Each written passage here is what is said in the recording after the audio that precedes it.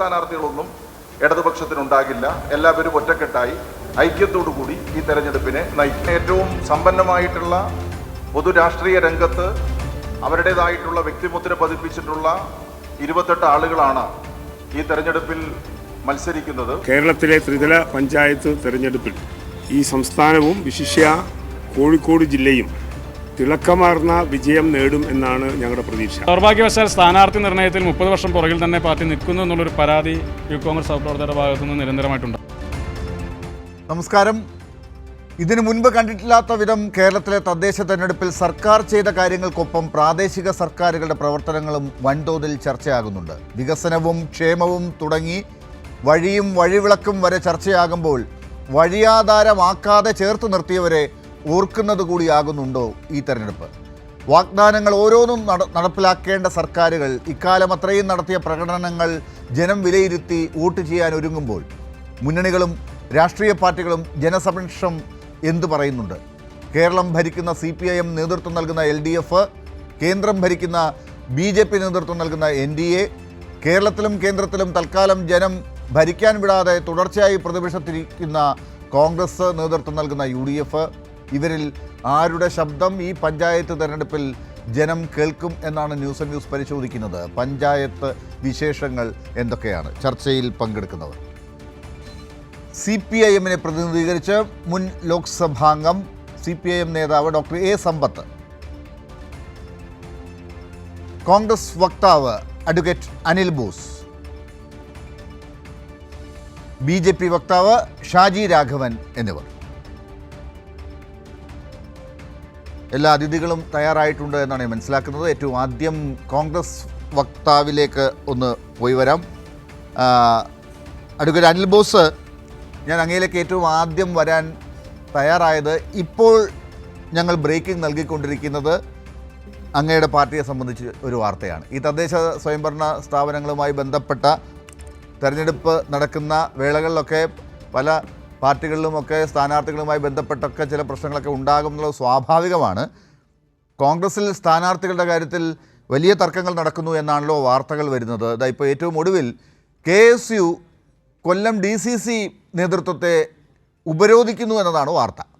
ഇത്രയ്ക്കൊക്കെ പ്രശ്നം ആണോ ഈ പഞ്ചായത്ത് തെരഞ്ഞെടുപ്പിൽ സ്ഥാനാർത്ഥികളുടെയൊക്കെ കാര്യത്തിൽ? ഇത്രയ്ക്കൊരു നിയന്ത്രണമില്ലാത്ത അവസ്ഥയുണ്ടോ പാർട്ടിയിൽ?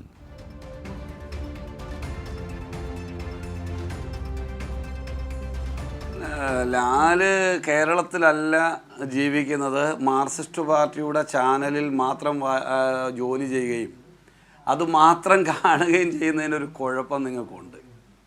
നിങ്ങൾ ഇന്നത്തെ മറ്റ് ചാനലുകൾ, മുഖ്യധാര ചാനലുകളൊക്കെ എടുത്തൊന്ന് നോക്കുക.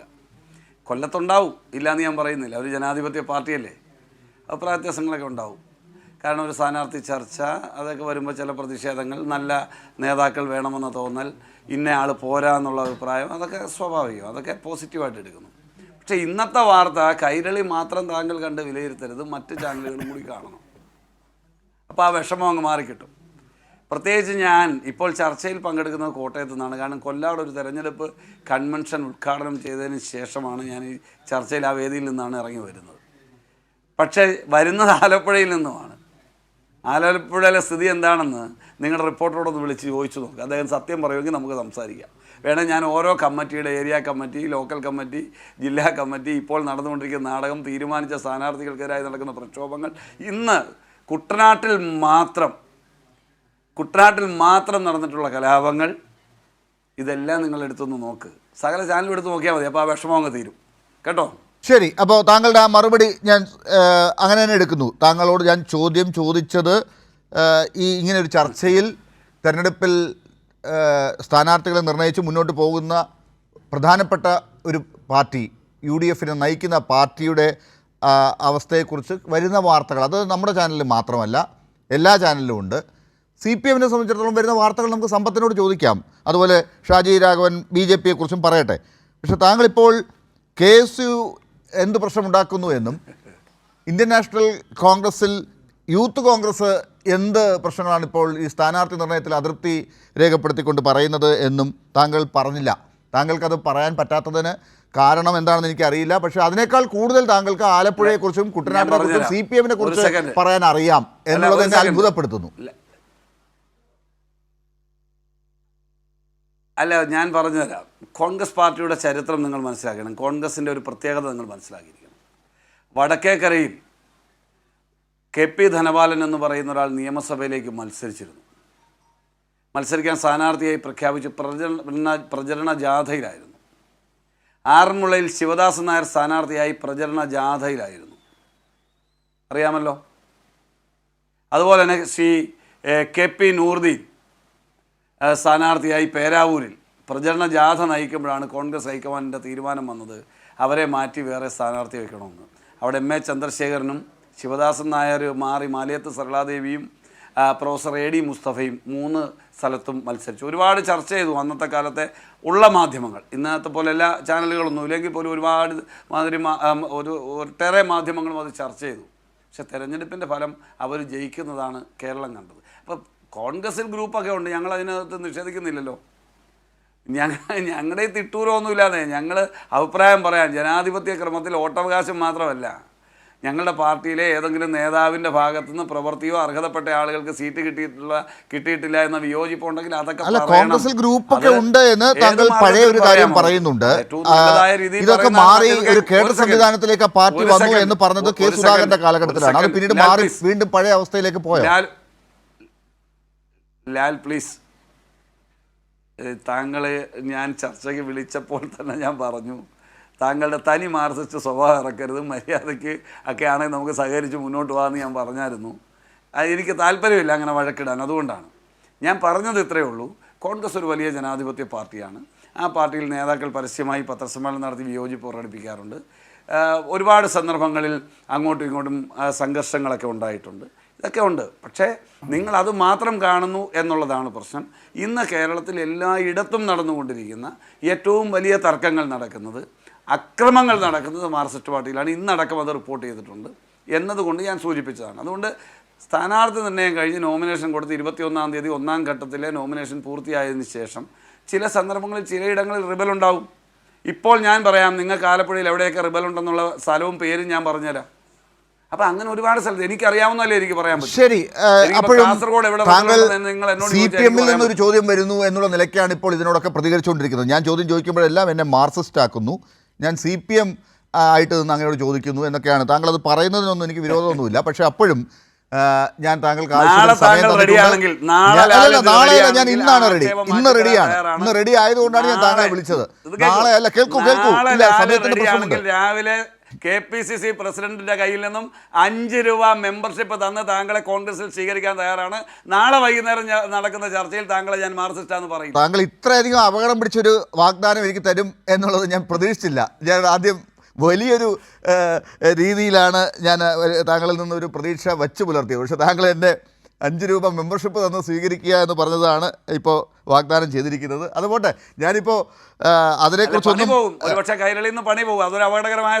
ഇതാ നോക്കൂ, ഇപ്പൊ ചോദ്യം അതൊന്നുമല്ലല്ലോ. ഈ കൊല്ലത്തെ ഉപരോധം നടത്തുന്ന ആളുകൾ ഇപ്പോൾ പറഞ്ഞുകൊണ്ടിരിക്കുന്നത്, താങ്കളൊന്ന് കേൾക്കൂ, അവർ പറയുന്നത് ഈ പാർട്ടിയിൽ കൂടിയാലോചനകൾ ഇല്ല എന്നാണ്. ഇവിടെ ഗ്രൂപ്പുകൾക്ക് വേണ്ടിയുള്ള കാര്യങ്ങൾ മാത്രമാണ് നടക്കുന്നത് എന്നാണ് KSUവിലെ പിള്ളേർ പറയുന്നത്.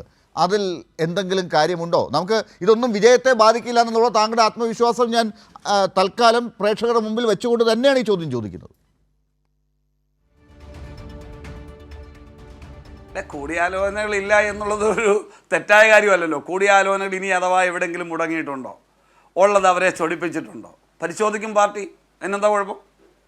ഞങ്ങൾക്ക് ഡിക്റ്റേറ്റർഷിപ്പ് ഒന്നും ഇല്ലെന്ന്, അടിച്ചേൽപ്പിക്കൽ പണി ഞങ്ങൾക്കില്ല. അതിനൊക്കെ ഇനി സമയമുണ്ടോ? വളരെ കൃത്യമായി ചർച്ച ചെയ്യേണ്ട കാര്യങ്ങൾ ചർച്ച ചെയ്യും. പിന്നെ ഒരു തെരഞ്ഞെടുപ്പ് സമ്പ്രദായത്തിൽ പറയുന്നത് കേൾക്കൂ, പുതിയ സമ്പ്രദായമല്ല തെരഞ്ഞെടുപ്പ് രാഷ്ട്രീയം എന്നൊക്കെ പറയുന്നത്. ഇന്ന് പുതിയ തലമുറയുടെ രീതി എന്ന് പറഞ്ഞാൽ പലരും പ്രൊഫഷണലുകളായ ഒരു പാർട്ടിയിലല്ല, എല്ലാ പാർട്ടിയിലും ഉള്ള ആളുകൾ. പണ്ടൊക്കെ സിനിമയിൽ അഭിനയിക്കേണ്ടവർ രാഷ്ട്രീയത്തിലുള്ളവരൊക്കെ സിനിമയിലുമൊക്കെ പോകേണ്ട സമയം എത്തിയിട്ടുള്ള ഒരുപാട് ആളുകൾ പല പാർട്ടികളിലുണ്ട്. അപ്പോൾ ആ നിലയിലൊക്കെ അതിനെ അങ്ങ് കണ്ടുവിട്ടാൽ മതി. ഇപ്പം നമ്മളെ സംബന്ധിച്ച് നമ്മൾ രാഷ്ട്രീയ മൂല്യത്തോടു കൂടിയുള്ള വിഷയങ്ങൾ ചർച്ച ചെയ്യണം. സ്ഥാനാർത്ഥി തർക്കം, ഒന്നിലധികം പേരുകൾ, ഒട്ടേറെ ആളുകൾ ആഗ്രഹിക്കുക, അതൊക്കെ ജനാധിപത്യ ക്രമത്തിൽ ഉള്ളതാണെന്നേ. അങ്ങനെയുള്ള ചർച്ചകളിൽ നിന്നാണ് ഒരു പേരിലേക്ക് എത്തുന്നത്. അല്ലാതെ ഏകപക്ഷീയമായി ആരെങ്കിലും 5-6 പേര് ചെന്ന് ബഹളം വെച്ച് ഇന്നയാളെ അവിടെ മത്സരിപ്പിച്ചേക്കൂ എന്ന് നമുക്ക് പറഞ്ഞു പോകാൻ കഴിയില്ല. അഭിപ്രായ സ്വാതന്ത്ര്യമൊക്കെ ഒരുപാടുണ്ടെന്ന്. ശരി ശരി, ഒറ്റ ചോദ്യം കൂടി ഈ ഘട്ടത്തിൽ, ഒരൊറ്റ ചോദ്യം കൂടിയാണ്. നോക്കൂ, താങ്കൾ പറഞ്ഞു മുൻകാലങ്ങളിലൊക്കെ സംഭവിച്ചിട്ടുള്ളത് തന്നെയാണ് ഈ ആവർത്തിക്കുന്നത്. ഇതൊക്കെ കോൺഗ്രസിൽ പതിവാണ്, അതുകൊണ്ട് തന്നെ ഇതിൽ വലിയ അത്ഭുതം ഉണ്ടാകേണ്ടതില്ല. റിസൾട്ട് വരുമ്പോൾ ഇതൊന്നും അല്ല സംഭവിക്കുക എന്ന് താങ്കൾ പറയുന്നു. പക്ഷെ നോക്കൂ, ഇതൊരു പഴയ കാലഘട്ടത്തിലെ തെരഞ്ഞെടുപ്പുമായി ബന്ധപ്പെട്ടൊക്കെ ആണെങ്കിൽ ഒരുവിധം സമ്മതിക്കാം. കരുണാകരൻ്റെ, എ കെ ആൻ്റണിയുടെയൊക്കെ ഒരു പ്രതാപ കാലഘട്ടത്തിലൊക്കെ ഇങ്ങനെയൊക്കെ ചില വീറും വാശിയുമൊക്കെ കാണിച്ച് ഗ്രൂപ്പിസമൊക്കെ നടത്തി പോകുമ്പോഴുമൊക്കെ വിജയിപ്പിച്ചെടുക്കുന്ന ഗ്രൂപ്പ് തർക്കങ്ങൾക്ക് പ്രവർത്തകർക്ക് ശക്തി ഉണ്ടായിരുന്നൊരു കാലഘട്ടം. ഇപ്പോൾ അത് മാറി. കേന്ദ്രത്തിലും കേരളത്തിലും ഭരണമില്ലാത്ത ഒരു ഘട്ടമാണ്. കഴിഞ്ഞ 10 വർഷമായി സംസ്ഥാനത്ത് ഭരണത്തിലില്ല. ഇപ്പോൾ പഞ്ചായത്തുകളിലൊക്കെ ഈ പറയുന്ന അർത്ഥത്തിൽ വലിയ ശക്തിയുണ്ടോ എന്നുള്ള സംശയമൊക്കെ ഉണ്ട്. അവിടെയാണ് ദിവസവും പാർട്ടി മാറി ആളുകൾ പൊയ്ക്കൊണ്ടിരിക്കുന്ന അവസ്ഥയിലാണ് ഈ ചോദ്യങ്ങൾ വരുന്നത് എന്നതും കൂടി താങ്കളുടെ ശ്രദ്ധയിൽ ഞാൻ പെടുത്തുന്നു. ഒറ്റ മിനിറ്റ്. ഈ തെരഞ്ഞെടുപ്പിൽ പാർട്ടി മാറുന്നതൊക്കെ ഇപ്പോൾ കേരളത്തിൽ നടന്നുകൊണ്ടിരിക്കുന്നത് ഒരു ഫാഷൻ ഷോ പോലെ നടന്നുകൊണ്ടിരിക്കുകയാണ്. കോൺഗ്രസിൽ നിന്ന് ചില ആളുകൾ മറ്റു പാർട്ടികളിൽ ചേരുന്നു, മറ്റു പാർട്ടികളിൽ നിന്ന് കുറേ ആളുകൾ കോൺഗ്രസിൽ ചേരുന്നു. ഇന്ന് തന്നെ മാർക്സിസ്റ്റ് പാർട്ടിയുടെ സിറ്റിംഗ് മെമ്പർമാർ, സിറ്റിംഗ് പഞ്ചായത്ത് പ്രസിഡന്റ്, പത്തനംതിട്ട ജില്ലയിൽ എത്ര പേര് കോൺഗ്രസിൽ ചേർന്നു. അപ്പോൾ അത് ആളുകളിങ്ങനെ ചേരും. ഇതൊക്കെ തെരഞ്ഞെടുപ്പ് ഉത്സവമാണ്. ആ സമയത്ത് കുറേ പേര് ആ പാർട്ടിയിൽ നിന്ന് പലവിധ കാരണങ്ങളാൽ വിട്ട് ഞങ്ങളുടെ പാർട്ടി വരും. ചില ആളുകൾ ഇവിടെ സീറ്റില്ലെന്ന് പറയുമ്പോൾ അപ്പുറത്ത് പോകും. അതൊക്കെ ഇതൊന്നും പുതിയ സംഭവമല്ല ലാലേ. ഇതൊക്കെ കാലങ്ങളായി എല്ലാ പാർട്ടികളിലും നടക്കുന്ന കാര്യമാണ്. പക്ഷേ ഞങ്ങളും നിങ്ങളുമായിട്ടൊരു വ്യത്യാസമുണ്ട്. ഞങ്ങളിൽ ഇതൊക്കെ പണ്ട് ഇത് തുടക്കകാലം തൊട്ടുണ്ടായിരുന്നു. ചെറിയ മത്സരങ്ങളും തെരഞ്ഞെടുപ്പും തർക്കങ്ങളും ഒക്കെ ഉണ്ടായിരുന്നു. നിങ്ങൾ എന്തായിരുന്നു അടച്ചിട്ട മുറിയിൽ നടക്കുന്നത് ആരാന്ന് പുറത്തറിഞ്ഞിരുന്നില്ല. ഇന്നത്തെ സ്ഥിതി എന്താണ്? ശരി, പരസ്യമായി അടിക്കല്ലേ, പരസ്യമായി അടിക്കല്ലേ. ശരി, അപ്പോൾ ഇത്തരം പാർട്ടിക്കകത്തുള്ള അടിയുമായി ബന്ധപ്പെട്ട ചോദ്യം കോൺഗ്രസിൽ നിന്ന് തുടങ്ങേണ്ടി വന്നതുകൊണ്ട് ഡോക്ടർ സമ്പത്ത്, അതിന് വന്ന മറുപടികളൊക്കെ CPM-നെ ചാരിയാണ് അഡ്വക്കേറ്റ് അൽബോസ് ഒന്ന് മുന്നോട്ട് പോകാൻ ശ്രമിച്ചിരിക്കുന്നത്. ഇതൊക്കെ ഇന്നിപ്പോൾ ഏറ്റവും ഒടുവിൽ എഴുകോണിൽ ഒരു പഞ്ചായത്ത് പ്രസിഡന്റ് മാറി വരുന്നു പറയുന്നത് എഴുകോണിൽ സംഭവിച്ചിരിക്കുന്നത് കോൺഗ്രസിന്റെ പഞ്ചായത്ത് പ്രസിഡന്റ് കാണുന്നുണ്ടോ എന്ന് ചോദിച്ചിരുന്നെങ്കിൽ, ശരി, മാർക്സിസ്റ്റ് പാർട്ടിയിലെ അടി കൂടി താങ്കൾ കാണുന്നുണ്ടോ എന്ന് ചോദിച്ചിരുന്നെങ്കിൽ ഒരു നിഷ്പക്ഷമായ ചോദ്യമാണ് എന്ന് എനിക്ക് ചൂണ്ടിക്കാണിക്കാൻ കഴിയും. തീർച്ചയായിട്ടും താങ്കൾ അവസാനം വരെ നിഷ്പക്ഷമല്ലാന്ന് കരുതാൻ പോകുന്ന ഒരു ചർച്ചയാണ്. അങ്ങനെയാണെങ്കിൽ ഡോക്ടർ സമ്പത്ത് നോക്കൂ, ഈ പറഞ്ഞ കാര്യങ്ങളൊക്കെ സ്ഥാനാർത്ഥി നിർണയവുമായി ബന്ധപ്പെട്ട് പല പാർട്ടികളിലും ഉണ്ടാകും. 10,000-ത്തിലധികം സ്ഥാനാർത്ഥികളെ അല്ലെങ്കിൽ അതിനപ്പുറമുള്ള ഈ പറഞ്ഞ തരത്തിൽ ഓരോ ജില്ലകളിലും ഒക്കെ നിർണ്ണയിക്കേണ്ടി വരുന്ന ഘട്ടം ഉണ്ടാകുമ്പോൾ ഇതിനപ്പുറമൊക്കെ സംഭവിക്കാം. പക്ഷേ അത് കോൺഗ്രസിനുമായി താരതമ്യം ചെയ്തുകൊണ്ട് അവിടെ നടക്കുന്നതിന് തുല്യമാണ് എന്നൊക്കെ പറഞ്ഞാൽ ഡോക്ടർ സമ്പത്ത് എങ്ങനെയാണ് അതിനെ കാണുക? ഡോക്ടർ ലാലെ, ഇതിൽ ചർച്ചയിൽ പങ്കെടുക്കുന്ന ഞങ്ങൾക്ക് 3 പേർക്കും വ്യക്തമായ രാഷ്ട്രീയമുണ്ട്. എൻ്റെ ബഹുമാന്യ സുഹൃത്തുക്കളുമാണ് അവർ 2 പേരും. ഞാൻ അവരുമായി ഏതെങ്കിലും ഒരു വഴക്കിനൊന്നുമല്ല. നമ്മളിപ്പോൾ കേരളത്തിലെ തദ്ദേശ സ്വയംഭരണ സ്ഥാപനങ്ങളിലേക്ക് 1200-നപ്പുറം വരും എണ്ണം നമ്മളെടുക്കുമ്പോൾ. അതിൽ ഗ്രാമപഞ്ചായത്ത്, ബ്ലോക്ക് പഞ്ചായത്ത്, ജില്ലാ പഞ്ചായത്ത് തലങ്ങളിലേക്ക് ത്രിതല പഞ്ചായത്ത് സമ്പ്രദായം നമ്മുടെ ഭരണഘടനയുടെ ഭേദഗതി വന്നതിന് ശേഷം പഞ്ചായത്ത് രാജ് ആക്ട് വന്നപ്പോൾ അങ്ങനെയാണല്ലോ.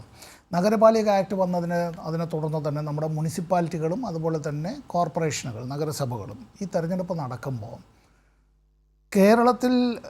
കേരളത്തിൻ്റെ സമൂഹം എന്നുള്ളത് വളരെ ഈ പൊളിറ്റിക്കലി സ്പിരിറ്റഡ് ആണ്, പൊളിറ്റിക്കലി കോൺഷ്യസ് ആണ്. അവർ ബഹുഭൂരിപക്ഷം ജനങ്ങളും അവർക്ക് വ്യക്തമായ രാഷ്ട്രീയമുള്ളതാണ്. എന്ന് വെച്ചാൽ ഞാൻ പറഞ്ഞത് അവരെല്ലാവരും ഏതെങ്കിലും ഒരു പാർട്ടിയുടെ ചേരിയിലാണ് അല്ലെങ്കിൽ അങ്ങനെ കൃത്യമായ ഒരു മുന്നണിക്ക് തന്നെ വോട്ട് രേഖപ്പെടുത്തിക്കൊള്ളുമെന്നുള്ളത് അത് വളരെ കുറച്ച് പേരായിരിക്കും. പക്ഷേ എങ്കിലും ജനങ്ങൾക്ക് അവരുടേതായ രാഷ്ട്രീയമുണ്ട്. അപ്പോൾ ഇതിൽ നമ്മുടെ കേരള സംസ്ഥാനത്തെ ഈ തെരഞ്ഞെടുപ്പിൻ്റേതായ ഒരു ചരിത്രം നമ്മുടെ പ്രേക്ഷകർ അതുകൂടി അറിയണമല്ലോ. 1953 ഈ തിരുവിതാംകൂറിലും കൊച്ചിയിലും അത്തരത്തിൽ ഐക്യ കേരള സംസ്ഥാനം നിലവിൽ വരുന്നതിന് മുമ്പുള്ള ഈ പഞ്ചായത്ത് ആക്ടിൻ്റെ ഭാഗമായിട്ടുള്ള ഒരു ആദ്യത്തെ തെരഞ്ഞെടുപ്പ് നടക്കുന്നത്. അത് 1953 അന്ന് ഈ മലബാർ, അന്ന് മദ്രാശി പ്രസിഡൻസിയുടെ ഭാഗമായിരുന്ന മലബാറിൽ അതിൻ്റെ മലബാർ ഡിസ്ട്രിക്ട് ബോർഡ് അങ്ങനെയൊക്കെ ഉണ്ടായിരുന്നത്. അല്ല VMS നമ്പൂതിരിപ്പാട് കേരളത്തിൻ്റെ ഭാവിയിലെ ഭൂപരിഷ്കരണ നടപടികളുമായി ബന്ധപ്പെട്ട് അന്ന് അവിടെ മലബാറിലെ ഈ ഭൂവുടമ അതുപോലെ ഈ കർഷകർ അവരുടെ ബന്ധങ്ങളെ സംബന്ധിച്ചുള്ള അവിടുത്തെ അന്നത്തെ ഭൂരിപക്ഷ തീരുമാനത്തിന് വിരുദ്ധമായ അദ്ദേഹത്തിൻ്റെ ഒരു വിയോജനക്കുറിപ്പുണ്ട്. ഞാൻ കുറച്ച് സമയമുള്ളൂ എന്നുള്ളതുകൊണ്ട് അതിലേക്കൊന്നും കിടക്കുന്നില്ല. ഇന്ത്യയിൽ ആദ്യമായി ഇന്ത്യൻ നാഷണൽ കോൺഗ്രസിൻ്റെ ഒരു സമ്മേളനത്തിലാണ് കൃഷിഭൂമി കർഷകൻ എന്നുള്ളൊരു മുദ്രാവാക്യം മുന്നോട്ട് വയ്ക്കുന്നത്. അത് സാക്ഷാത്കരിക്കുന്നത് പിന്നീട് കേരളത്തിലാണ്. അതിൻ്റേതായിട്ടുള്ള തുടക്കം കുറിക്കുന്നത് 1957 EMSൻ്റെ ഗവൺമെൻറ് ആ ഭൂപരിഷ്കരണ നിയമം അതിൻ്റെ മറ്റ് നാൾ വഴികൾ നമുക്കറിയാവുന്നതുകൊണ്ട് കിടക്കുന്നില്ല. ഐക്യകേരള സംസ്ഥാനം നിലവിൽ വന്നതിന് ശേഷം കേരളത്തിൻ്റെ മുഖ്യമന്ത്രി അധ്യക്ഷനായിക്കൊണ്ട് ഭരണപരിഷ്കാര കമ്മീഷൻ രൂപീകരിക്കുകയാണ്. അങ്ങനെ ഈ ഭരണപരിഷ്കാര അഡ്മിനിസ്ട്രേറ്റീവ് റിഫോംസ് കമ്മിറ്റി, ഭരണപരിഷ്കാര കമ്മിറ്റി, ആ ഭരണപരിഷ്കാര കമ്മിറ്റിയുടെ റിപ്പോർട്ടിൻ്റെ അടിസ്ഥാനത്തിലാണ് അടുത്ത തെരഞ്ഞെടുപ്പ്. അത് 1960 അതിൻ്റെ ഈ റിപ്പോർട്ട് വരികയാണ്. ആ റിപ്പോർട്ടിൻ്റെ അടിസ്ഥാനത്തിൽ 1963 അടുത്ത തെരഞ്ഞെടുപ്പ്. അത് കേരളം ഒട്ടാകെ നടക്കുകയാണ്. അങ്ങനെ അതുമായി ബന്ധപ്പെട്ട് നമ്മുടെ ഈ പഞ്ചായത്ത് വകുപ്പ്, മുനിസിപ്പൽ വകുപ്പ്, അങ്ങനെ ഉള്ള വകുപ്പുകളടക്കം രൂപീകരിക്കപ്പെടുകയാണ്. അതിനുശേഷം കേരളത്തിൻ്റെ ഈ രൂപീകരണത്തിന് ശേഷം നടന്നിട്ടുള്ള ഈ തെരഞ്ഞെടുപ്പുകൾ, അതിൽ ഇപ്പോൾ ഞാനതിൻ്റെ മറ്റ് നാൾ വഴികളെല്ലാം പറഞ്ഞു പോകാനൊന്നും ആഗ്രഹിക്കുന്നില്ല. ഈ തെരഞ്ഞെടുപ്പിൽ കേരളത്തിൽ ഏതാണ്ടൊരു 30,000-ഓളം സ്ഥാനാർത്ഥികൾ മത്സരരംഗത്തുണ്ടാവില്ലേ ഡോക്ടർ ലാലെ? ഒരു ഗ്രാമപഞ്ചായത്തിൽ സാധാരണഗതിയിൽ ഇപ്പോൾ 20, 21, 22 വാർഡുകളൊക്കെ വരുമ്പോൾ ഗ്രാമപഞ്ചായത്ത് തലത്തിൽ മാത്രം, പിന്നെ ബ്ലോക്ക് പഞ്ചായത്തും ജില്ലാ പഞ്ചായത്ത് 14 എടുത്ത് പിന്നെ നമ്മൾ മുനിസിപ്പാലിറ്റികൾ കഴിഞ്ഞ് നഗരസഭ തിരുവനന്തപുരമാണെങ്കിൽ 101 വാർഡുകളുള്ളതാണ്. 30,000-ഓളം, ഒരുപക്ഷെ അതിനുമപ്പുറം സ്ഥാനാർത്ഥികൾ. അത് 3 മുന്നണികളുടേത് മാത്രമല്ല, മറ്റ് ചിലപ്പോൾ ഏതെങ്കിലും ഈ രജിസ്റ്റേർഡ് പാർട്ടികളുടേതോ അത്തരത്തിലുള്ളത് മാത്രമല്ല, പ്രാദേശികമായ ഗ്രൂപ്പുകളുടെയും സ്വതന്ത്രരുടെയും ഒക്കെ അതിനകത്തുണ്ടാവാം സ്വാഭാവികമായി. ഈ തെരഞ്ഞെടുപ്പ് പ്രക്രിയയിൽ ഇടതുപക്ഷ ജനാധിപത്യ മുന്നണി ജനങ്ങൾക്ക് മുമ്പാകെ വെച്ചിട്ടുള്ളത് ഒന്ന് വികസനം. ആ വികസനം എന്നത് ജനങ്ങളുടെ ക്ഷേമത്തിനായിട്ടുള്ള വികസനം എന്നതാണ്. വികസനം എന്ന് പറയുമ്പോൾ അത് ആർക്ക് വേണ്ടി എന്നുള്ളൊരു ചോദ്യം പ്രസക്തമാണ്. അത് ഈ ന്യൂ ലിബറൽ കാലത്ത് ഇത് കോർപ്പറേറ്റ് ഹൗസസിൻ്റെ വികസനത്തിന് വേണ്ടി മൊത്തം നമ്മൾ എടുക്കുമ്പോൾ നമ്മുടേതായ ദേശീയ വരുമാനത്തിൽ വലിയ വർധന ഉണ്ടായില്ലേ എന്നൊക്കെ അങ്ങനെ നമുക്ക് പറയാൻ കഴിയുമെങ്കിലും സാധാരണ മനുഷ്യരെ സംബന്ധിച്ച് അവരുടെ എല്ലാം തൊഴിലും കൂലിയുമാണ് പ്രധാനപ്പെട്ടത്, അവരുടെ ജീവിതമാണ് പ്രധാനപ്പെട്ടത്. അപ്പോൾ പൊതുമേഖലാ സ്ഥാപനങ്ങളുടെ സംരക്ഷണം, അതിൻ്റെ ലാഭം വർദ്ധിപ്പിക്കൽ, സാമൂഹ്യ നീതി ഉറപ്പുവരുത്തൽ, ഇത്തരത്തിലുള്ള നിരവധി കാര്യങ്ങൾ ഇത് വളരെ വിശാലമായ അർത്ഥത്തിൽ തന്നെ ചർച്ച ചെയ്യേണ്ടതാണ്. നമുക്കൊരു മണിക്കൂർ കൊണ്ട് തീരുന്ന ഒരു കാര്യമല്ല. വ്യക്തമായ രാഷ്ട്രീയ നിലപാട് അതുകൊണ്ട് തന്നെ ഇക്കാര്യത്തെ സംബന്ധിച്ച് ആ വികസനം എന്നുള്ളത്, ആ വികസനം അത് ക്ഷേമത്തിന് വേണ്ടിയായിരിക്കണം, ജനങ്ങളുടെ ക്ഷേമത്തിന് വേണ്ടിയായിരിക്കണം. സാമൂഹ്യക്ഷേമ പെൻഷൻ ഉൾപ്പെടെയുള്ള കാര്യങ്ങളെല്ലാം അതുമായി ബന്ധപ്പെട്ട് തന്നെയാണ്. ഇന്ത്യയിൽ ആദ്യമായി അത്തരത്തിലൊരു സാമൂഹ്യക്ഷേമ പെൻഷൻ എന്നുള്ളത് 1980-82 കാലത്ത് VK നായനാരുടെ ഗവൺമെൻറ്റിൻ്റെ കാലത്ത് വെറും 45 രൂപ എന്ന് ഇന്ന് പറയാവുന്ന, അന്നത്തെ 45 രൂപ ചെറിയൊരു തുകയല്ല എന്നുള്ള കാര്യം കൂടി ഓർത്തു വേണം. അന്ന് ഈ ഒരു നേരത്തെ നമ്മളൊരു ഊണ് ഈ തിരുവനന്തപുരം നഗരത്തിൽ ഒരു നേരത്തെ ഊണ് കഴിച്ചാൽ ഒരു പക്ഷേ ഒരു വെജിറ്റേറിയൻ ഊണിന് 75 അല്ലെങ്കിൽ 90 പൈസയ്ക്കപ്പുറം ഒന്നും ഇല്ലാതിരുന്നൊരു കാലമാണ് ഞാനാ പറയുന്നത്. തിരുവനന്തപുരം നഗരത്തിലെ ഹോട്ടലിലെ അവസ്ഥയാണ്. അപ്പോൾ ഈ നമ്മൾ ഇന്ന് എത്തപ്പെട്ടിട്ടുള്ളത് ഇത് 2000 രൂപയിലേക്ക് വർദ്ധിപ്പിക്കുന്നു എന്നുള്ളതും, ഇവിടെ വീട്ടമ്മമാർക്കടക്കം അത്തരത്തിൽ ഈ സാമൂഹ്യ സുരക്ഷാ പദ്ധതിയുടെ ആ പരിധിയിലേക്ക് അവരെ അടക്കം കൊണ്ടുവരുന്നു എന്നൊക്കെയുള്ള കാര്യങ്ങൾ. അതിലൊക്കെ വിമർശനങ്ങൾ ഉണ്ടാവാം, സ്വാഭാവികമാണ്. പക്ഷെ തെരഞ്ഞെടുപ്പ് പ്രകടന പത്രികയിൽ പറഞ്ഞിട്ടുള്ള കാര്യങ്ങൾ നടപ്പാക്കുക എന്നുള്ളത് ഒരു പാർട്ടിയുടെ, മുന്നണിയുടെ, അവരുടെ ചുമതലയാണ്. പ്രകടന പത്രികയിൽ പലതും പറയും, അത് നടപ്പാക്കാനുള്ളതാണോ എന്ന് ചോദിക്കുന്നതായിട്ടുള്ള നേതാക്കന്മാരും, ഇതൊക്കെ ഈ തെരഞ്ഞെടുപ്പ് വരും പോകും, പ്രകടന പത്രിക വരും പോകും, ഇതാര് ചർച്ച ചെയ്യുന്നു എന്ന് ചോദിക്കുന്നവരും, ഇതെല്ലാം ഇങ്ങനെ നൽകുന്ന, ഇതെല്ലാം കൈപ്പറ്റുന്നത് കൈക്കൂലി പോലെയാണെന്ന് ചോദിക്കുന്നവരും, അതൊക്കെ തന്നെ ജനങ്ങളെ അത്തരത്തിൽ നമ്മൾ അപഹസിക്കരുത്. ഇവിടെ നാട്ടിൻ്റെ സമാധാനം എന്നുള്ളത് ഇന്ത്യ ഗവൺമെൻറ്റിൻ്റെ തന്നെ കണക്കനുസരിച്ച് കേരള സംസ്ഥാനത്തെ ഉത്തരേന്ത്യയിലെ നിരവധി സംസ്ഥാനങ്ങളുമായി താരതമ്യം ചെയ്യുമ്പോൾ ഇന്ത്യ ഗവൺമെൻറ്റിന് തന്നെ അക്കാര്യത്തിൽ ഒരു നിഷേധം പറയാനായി കഴിയില്ല. ഞാൻ വോട്ടറായിട്ടുള്ള തിരുവനന്തപുരം നഗരം എന്നുള്ളത് ഇന്ത്യയിലെ ഏറ്റവും സുരക്ഷിതത്വമുള്ള 10 നഗരങ്ങളുടെ പട്ടികയിൽ ഈ തിരുവനന്തപുരത്തേക്കാൾ മഹാനഗരങ്ങൾ പലതുമുണ്ട് എന്നുള്ളതും, പല കാര്യങ്ങളിലും തിരുവനന്തപുരത്തെ വെല്ലുന്നു എന്ന് പറയുന്ന നഗരങ്ങളുള്ളപ്പോഴും ഏറ്റവും സുരക്ഷിതത്വമുള്ള ദ മോസ്റ്റ് സേഫസ്റ്റ് സിറ്റീസ് എന്നുള്ളതിലെ 10 എടുത്താൽ ഒരെണ്ണം അത് തിരുവനന്തപുരമാണ് എന്നുള്ളത് മാത്രമല്ല, ലോകത്തിലെ ഏറ്റവും പ്രധാനപ്പെട്ട 150 നഗരങ്ങളെ എടുത്താൽ അത്തരത്തിലൊരു നഗരം എന്നുള്ള ഖ്യാതിയിലേക്ക് തിരുവനന്തപുരം എത്തി എന്നുള്ളതും, കൊച്ചി കാണേണ്ടുന്നതായ നഗരമാണ് എന്നുള്ളതും, കോഴിക്കോട് എന്നുള്ളത് നമ്മുടെ സാംസ്കാരികമായിട്ടുള്ള നിരവധി അത്തരത്തിലുള്ള ഈ എല്ലാവരും ഒത്തൊരുമയോടെ അത്തരത്തിൽ ചേരുന്നതായിട്ടുള്ളൊരു നഗരം എന്നുള്ളതും ഗ്രാമങ്ങൾ എന്നുള്ളതെല്ലാം ഇത് കേരളത്തെ സംബന്ധിച്ച് ലോകം, ഞാനിപ്പോൾ LDF ഭരിക്കുന്നോ UDF ഭരിക്കുന്നോ അല്ല NDA ഇതിനെല്ലാം വിമർശിക്കുന്നോ എന്നുള്ളതെല്ലാം മാറ്റിവെക്കുകയാണ്. ഞാനൊരു വെറും കേരളീയൻ എന്നുള്ള നിലയിൽ നിന്ന് പറയട്ടെ, ലോകത്തെവിടെ പോയിരുന്നാലും കേരളം കാണേണ്ടതായ ഒരു നാടാണ്, കേരളീയരെ അറിയേണ്ടതായ ഒരു ജനതയാണ്, കേരളത്തിൻ്റെ ഭക്ഷണം അത് ആസ്വദിക്കേണ്ടതാണ് എന്നുള്ളത് ഏറ്റവും ഒടുവിൽ ഞാനെന്ന് പറയാം. അടുത്തിപ്പോൾ ഇതിനകത്ത് ശ്രീ ഷാജി രാഘവൻ ഇതിനകത്ത് പങ്കെടുക്കുകയാണല്ലോ. ഒരറിയപ്പെടുന്ന ചില RSS നേതാക്കന്മാർ കേരളം സന്ദർശിച്ചു. കേരളം സന്ദർശിച്ചതിന് ശേഷം അവർ യാത്ര ചെയ്ത പല സ്ഥലങ്ങളിലും പോയതിന് ശേഷം അവരോടൊപ്പം പോയ ചില ആളുകൾ ഇത് സംബന്ധിച്ച് മാധ്യമപ്രവർത്തകരോട് പങ്കുവയ്ക്കുകയുണ്ടായി.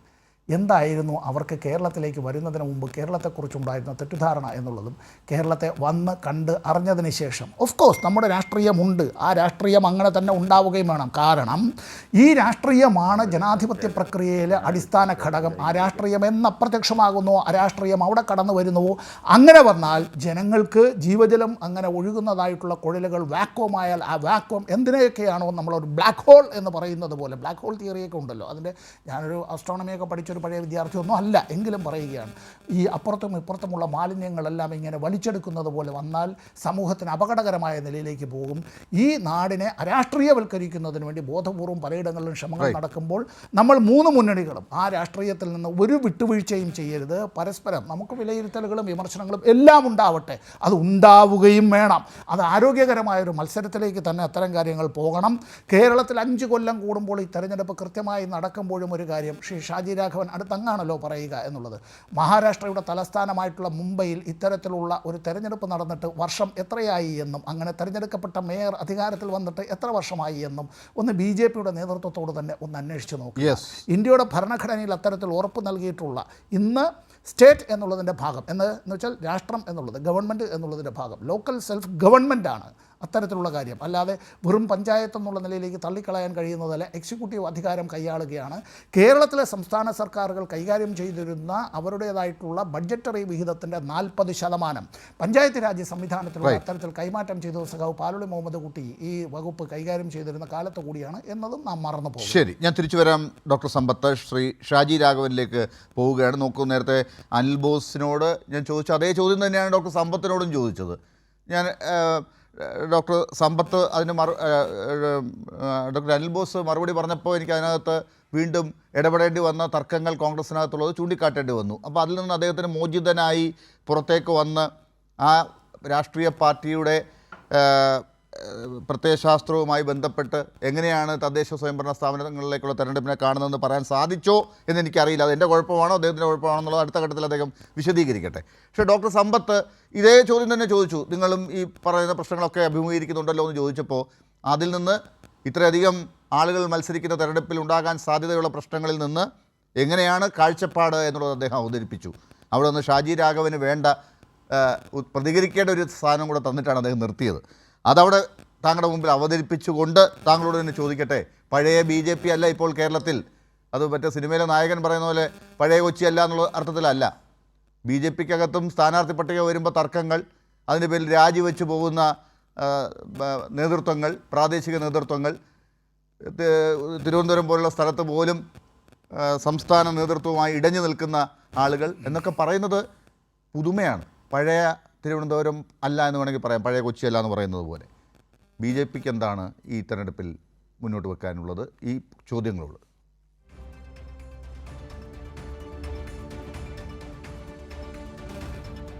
അല്ല, താങ്കളുടെ ചോദ്യത്തിന് UDFൻ്റെയും LDFൻ്റെയും പ്രതിനിധികൾ രണ്ടും എക്സ്ട്രീം പോളിൽ നിന്നിട്ടാണ് സംസാരിച്ചത്. ബഹുമാന്യനായ ശ്രീ ബോസ് സംസാരിക്കുമ്പോൾ അദ്ദേഹം തെരഞ്ഞെടുപ്പ് പ്രഖ്യാപിച്ചതിന് ശേഷം പാർട്ടിക്കുള്ള അല്ലെങ്കിൽ സ്ഥാനാർത്ഥിത്വത്തിന് വേണ്ടിയിട്ടുള്ള ബഹളങ്ങൾ താങ്കളുടെ ചോദ്യത്തിന് മറുപടിയായിട്ടാണ് അദ്ദേഹം ആ കാര്യങ്ങളൊക്കെ വിശദീകരിച്ചത്. പക്ഷെ അതിൽ നിന്ന് ഏറെ വ്യത്യസ്തനായിട്ട് സമ്പത്ത് സാർ പറയുന്ന സമയത്ത് അദ്ദേഹം എന്താ പറയുക, കാലികമായിട്ടുള്ള കേരളത്തിൻ്റെ സമകാലീയ രാഷ്ട്രീയത്തെ തൊടാതെ ഈ പഞ്ചായത്ത് രാജിൻ്റെ പ്രാധാന്യവും മറ്റു കാര്യങ്ങളും ഇടയ്ക്ക് മഹാരാഷ്ട്ര വരെയൊക്കെ അദ്ദേഹം പോവുകയുണ്ടായി. പക്ഷേ എനിക്ക് തോന്നുന്നു ഞാൻ അതിനിടയ്ക്ക് എവിടെങ്കിലും നിന്ന് സംസാരിക്കേണ്ടതായിട്ടുണ്ടെന്ന് എനിക്ക് തോന്നുന്നുണ്ട്. കാരണം ഇവർ രണ്ടുപേരും താങ്കളുടെ ചോദ്യത്തിൽ നിന്ന് ഒരു പരിധിവരെ ഒളിച്ചോടാനായിട്ടാണ് ശ്രമിച്ചിട്ടുള്ളത്. താങ്കളുടെ ആദ്യത്തെ ചോദ്യത്തിൻ്റെ ഒരു ഭാഗമുണ്ടല്ലോ, അതായത് ഈ തെരഞ്ഞെടുപ്പ് പ്രഖ്യാപിച്ചു കഴിയുമ്പോൾ പാർട്ടിക്കുള്ളിലുണ്ടാകുന്ന ചില അതിനോട് ചേർത്ത് നിർത്തി താങ്കൾ തിരുവനന്തപുരത്തെ ചില കാര്യങ്ങൾ പറയുകയും, ഞാൻ അതിലേക്ക് അധികം പോകണം ഞാൻ ആഗ്രഹിക്കുന്നില്ല. അതാണ് ഒരു പ്രശ്നം. താങ്കൾ അതിലേക്ക് പോകണം. ഏതൊരു ജനാധിപത്യ പാർട്ടിയിലും ഈ തരത്തിലുള്ള പ്രശ്നങ്ങളൊക്കെ ഉണ്ടാകും. പക്ഷേ ഈ പ്രാവശ്യത്തെ തെരഞ്ഞെടുപ്പ് പ്രഖ്യാപിച്ചതിന് ശേഷം ഞങ്ങളെ സംബന്ധിച്ചിടത്തോളം NDAയിലും BJPയിലും ആ തരത്തിലുള്ള ഒരു തർക്കങ്ങളും ഒരു ഭാഗത്തും മാധ്യമങ്ങൾക്ക് പോലും കാര്യമായി റിപ്പോർട്ട് ചെയ്യാൻ വേണ്ടിയിട്ടുണ്ടായിട്ടില്ല. അതേസമയം ഇന്നത്തെ ദിവസം മാത്രം എടുത്താൽ ബഹുമാന്യനായ സമ്പത്ത് ഈ മീറ്റിങ്ങിൽ ഈ ചർച്ചയിൽ പങ്കെടുക്കുന്നുണ്ട്. അദ്ദേഹത്തിൻ്റെ അനിയൻ ഉൾപ്പെടെ ഇന്നിപ്പോൾ NDAയുടെ അല്ലെങ്കിൽ BJPയുടെ സ്ഥാനാർത്ഥിയായിട്ട് NDAയുടെ സ്ഥാനാർത്ഥിയായിട്ട് തിരുവനന്തപുരം കോർപ്പറേഷനിൽ മത്സരിക്കുന്നു എന്നുള്ള വാർത്തയാണ് പുറത്തു വരുന്നത്. ഇന്ന് തൃശ്ശൂർ കോർപ്പറേഷനിൽ കഴിഞ്ഞ 2-3 ടേമായിട്ട് ഞാൻ മനസ്സിലാക്കുന്നത് സ്റ്റാൻഡിംഗ് കമ്മിറ്റി ചെയർമാനായിരുന്ന LDFൻ്റെ ഒരു കൗൺസിലർ അവരിന്ന് BJPയിൽ ചേർന്നിട്ടുണ്ട്. എൻ്റെ ജില്ല പത്തനംതിട്ട ജില്ലയാണ്. എൻ്റെ ജില്ലയിൽ ഇന്നുമായിട്ട് നിലവിലുള്ള 2 കോൺഗ്രസിൻ്റെ പഞ്ചായത്ത് പ്രസിഡൻറ്റുമാർ BJPയിൽ ചേർന്നിട്ടുണ്ട്. അപ്പോൾ ഇതൊക്കെ രാഷ്ട്രീയത്തിൽ സംഭവിച്ചുകൊണ്ടേയിരിക്കും. പക്ഷേ ഞങ്ങളെ സംബന്ധിച്ചോളം ഞങ്ങൾ ഇതിനെ കാണുന്നത് എങ്ങനെയാണെന്നറിയോ, ഇത് ഏതെങ്കിലും തരത്തിലുള്ള ഒരു പെട്ടെന്നുള്ള റിഫ്ലക്ഷനോ പ്രതിഫലനമോ ഒന്നുമല്ല. ഇതൊരു നമ്മുടെ നാട്ടിൽ ഈ തെരഞ്ഞെടുപ്പ് പ്രഖ്യാപിച്ചതിന് ശേഷം നമ്മൾ കഴിഞ്ഞ 10 കൊല്ലമായിട്ട് കേരളത്തിൽ സംഭവിച്ചുകൊണ്ടിരിക്കുന്ന ഒരു പൊളിറ്റിക്കൽ അല്ലെങ്കിൽ രാഷ്ട്രീയമായ രംഗത്ത് ഉണ്ടായിരിക്കുന്ന ചില മാറ്റങ്ങളുണ്ട്. ഈ മാറ്റങ്ങൾ വളരെ കൃത്യമായി പഠിച്ചാൽ ഒരു കാര്യം വ്യക്തമല്ലേ, 10 വർഷം മുമ്പ് UDFന് വോട്ട് ചെയ്തിരുന്ന ഒരു പാറ്റേൺ ആണോ ഇപ്പോൾ UDFന് വേണ്ടിയിട്ട് വോട്ട് ചെയ്യുന്നത്? അതിലും കൂടുതൽ LDFന് 10 കൊല്ലം മുമ്പ് വോട്ട് ചെയ്തിരുന്ന ഒരു വിഭാഗം, അല്ലെങ്കിൽ അതാരും ആയിക്കോട്ടെ, അവരാണോ ഒരുപക്ഷെ ആ വോട്ട് അവർ നിലനിർത്തുന്നുണ്ടാവാം, പക്ഷേ ആ മുഴുവൻ ജനവിഭാഗവും ഇന്ന് LDFൻ്റെ കൂടില്ല. അപ്പോൾ ഇവിടെ മാറ്റങ്ങൾ വന്നിട്ടുണ്ട്, കുറവുകൾ വന്നിട്ടുണ്ട്. കഴിഞ്ഞ 10 വർഷമായിട്ട് കേരളത്തിൽ അതിൻ്റെ ബെനിഫിഷ്യറി എന്ന് പറയുന്നത് BJP ആണ് എന്നുള്ള കാര്യത്തിൽ, NDA ആണെന്നുള്ള കാര്യത്തിൽ എനിക്ക് തോന്നുന്നില്ല ഈ ചർച്ചയിൽ പങ്കെടുക്കുന്ന 2 പേർക്കും എതിർപ്പുണ്ടാകും. കാരണം കഴിഞ്ഞ 10 കൊല്ലം കൊണ്ട് ഞങ്ങൾ ആർജിച്ചിരിക്കുന്നത് 12% നിന്നും 20% വോട്ടാണ്. അപ്പോൾ ഈ കേരളത്തിൽ രാഷ്ട്രീയമായിട്ട് സ്ഥിരതയോടുകൂടിയുള്ള ഒരു വളർച്ച രാഷ്ട്രീയത്തിൽ നേടാൻ സാധിച്ചിട്ടുള്ള ഒരു മുന്നണി, ഒരു പാർട്ടി എന്ന് പറഞ്ഞാൽ അത് BJPയും NDAയും ആണ് എന്നുള്ള കാര്യത്തിൽ ആർക്കും സംശയമുണ്ടെന്ന് എനിക്ക് തോന്നുന്നില്ല. ഞങ്ങൾ ഈ പഞ്ചായത്ത് തെരഞ്ഞെടുപ്പിൽ പോലും താങ്കളൊരു ചോദ്യം ചോദിച്ചല്ലോ, ശ്രീ സമ്പത്ത് പറഞ്ഞതായിട്ട് ഞാൻ ചേർത്ത് പറയാൻ അദ്ദേഹം പറഞ്ഞതിനോടൊക്കെ ഞാൻ പറഞ്ഞതിനോട് യോജിക്കുകയാണെന്നേ.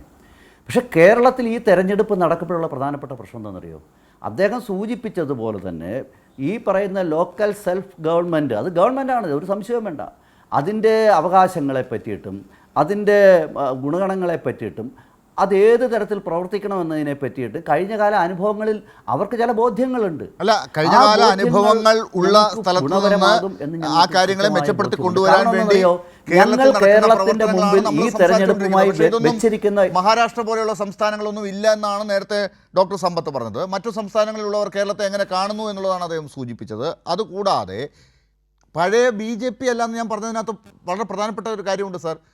താങ്കൾ ഈ പറഞ്ഞതുപോലെ അങ്ങ് വല്ലാതെ ഇങ്ങനെ പന പോലെ വളർന്നു പോവുകയല്ല, വലിയൊരു ഹൈറ്റ് കാണിക്കുകയല്ല BJP ചെയ്യുന്നത്. സ്പ്രെഡായി പലയിടത്തായി വോട്ട് കൂടുതൽ നേടുന്നു എന്ന് പറയുമ്പോൾ തന്നെ ഇത്രയും കാലമായിട്ടും നിങ്ങൾക്കത് കാര്യമായി സീറ്റിലേക്കൊക്കെ മാറ്റാൻ, നിയമസഭയും പാർലമെൻറ്റിൻ്റെയും കാര്യത്തിലാണ് ഞാൻ പറഞ്ഞത്. ശരി, ഒരു സീറ്റ് നേടിയത് ലോക്സഭയിൽ അടുത്ത തവണത്തേക്ക് നമുക്ക് വീണ്ടും കാണേണ്ടതുണ്ട്. നിയമത്ത് മറ്റു രീതിയിൽ കണ്ടല്ലോ, അതുകൊണ്ടാണ് ഞാൻ അങ്ങനെ പറഞ്ഞത്.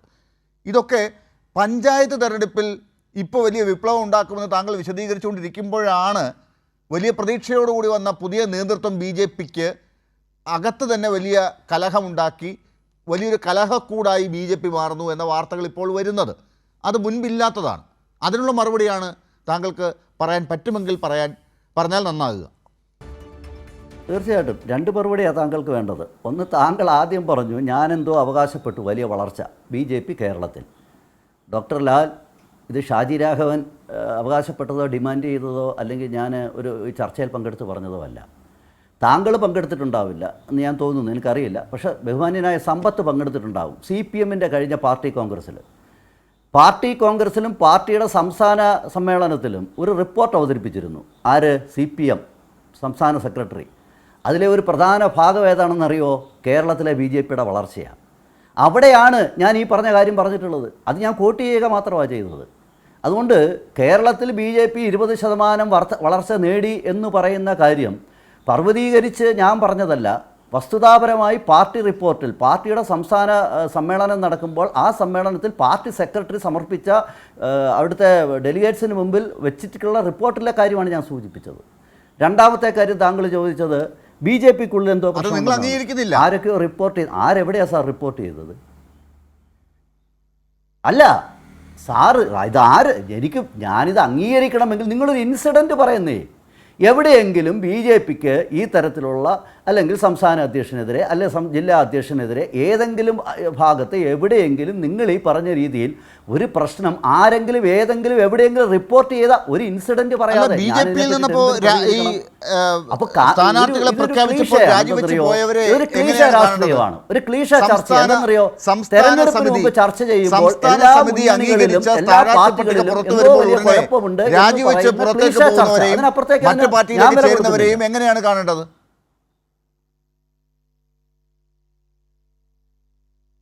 സാർ, ഞാൻ ഇതുവരെ പറഞ്ഞത് ഈ പാർട്ടിയിലേക്ക് വന്നവരുടെ കണക്കാ, മനസ്സിലായില്ലേ? ഞങ്ങളുടെ പാർട്ടിയിൽ നിന്ന് ആരെങ്കിലും പോയിട്ടുണ്ടെങ്കിൽ ഞങ്ങൾ പുറത്താക്കി പോയതല്ലാതെ ഈ പഞ്ചായത്ത് തെരഞ്ഞെടുപ്പുമായി ബന്ധപ്പെട്ട് BJP-ൽ നിന്ന് ആരെങ്കിലും പുറത്തായതായിട്ട് ഏതെങ്കിലും പ്രധാനപ്പെട്ട നേതാവ് പുറത്തു പോയതായിട്ട് അല്ല, പോകുന്നവരൊന്നും പ്രധാനപ്പെട്ടവരല്ല. ഞാൻ സൂചിപ്പിച്ചത് സാർ, അകത്തോട്ട് വരുന്നു എന്ന് പറയുന്ന വഴി കൂടെ അല്ല, അവര് മറ്റേ വഴി കൂടെ ഇറങ്ങി പോവുകയാണ്. അകത്തേക്ക് ആള് വരുന്നു എന്ന് പറയുമ്പോൾ മറ്റേ വഴി കൂടെ ആള് ഇറങ്ങി സഹോദരൻ ഉൾപ്പെടെ പൊയ്ക്കൊണ്ടിരിക്കുകയാണ്. ഇന്ന് ഞങ്ങളുടെ മുന്നണിയിൽ വന്ന് ഞങ്ങളുടെ സ്ഥാനാർത്ഥിയാണെന്നേ.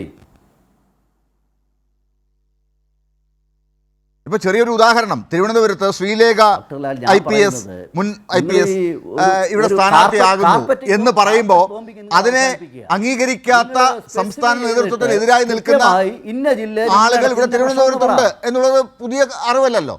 താങ്കൾക്കൊരു ഉദാഹരണം വേണമെങ്കിൽ ഞാൻ പറഞ്ഞതാണ്. ശ്രീലേഖ IPS-നെ പോലുള്ളവരുടെ സ്ഥാനാർത്ഥിത്വത്തെ അംഗീകരിക്കാത്ത പാർട്ടിയുടെ നേതാക്കൾ ചെറുതോ വലുതോ?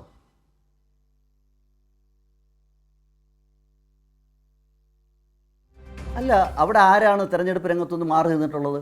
ഞാൻ മനസ്സിലാക്കുന്നത് കഴിഞ്ഞ കാലങ്ങളിൽ അവിടെ കോർപ്പറേഷൻ തെരഞ്ഞെടുപ്പുമായി നിന്നിട്ടുള്ള സ്ഥാനാർത്ഥികളും ജയിച്ച സ്ഥാനാർത്ഥികളും അവരൊക്കെ തന്നെ ഇപ്രാവശ്യം തെരഞ്ഞെടുപ്പ് രംഗത്തുണ്ട്. ആരാ മാറി നിൽക്കുന്നത്? നിങ്ങൾ ഉണ്ടാക്കുന്ന ചില പുകമറകളുണ്ട്. അതൊന്നും ഞാനതുകൊണ്ടാണ് ഡോക്ടർ ലാൽ പറഞ്ഞത്, തെരഞ്ഞെടുപ്പിന് മുമ്പ് എല്ലാ ഇതൊരു കാർപ്പറ്റ് ബോംബിംഗ് ആണ്. അതുകൊണ്ടാണ് ഞാൻ പറഞ്ഞത്, നിങ്ങൾക്കിത് പറയാം, എല്ലാ മുന്നണികളിലും എല്ലാ പാർട്ടിയിലും പ്രശ്നങ്ങളുണ്ട്, അതുകൊണ്ട് BJP-ലും ഉണ്ട്. അത് വരുത്തി തീർക്കാനുള്ള മനഃപൂർവ്വമായ ശ്രമം താങ്കൾക്ക് നടത്താം. പ്രത്യേകിച്ച് കൈരളി ചാനലിൽ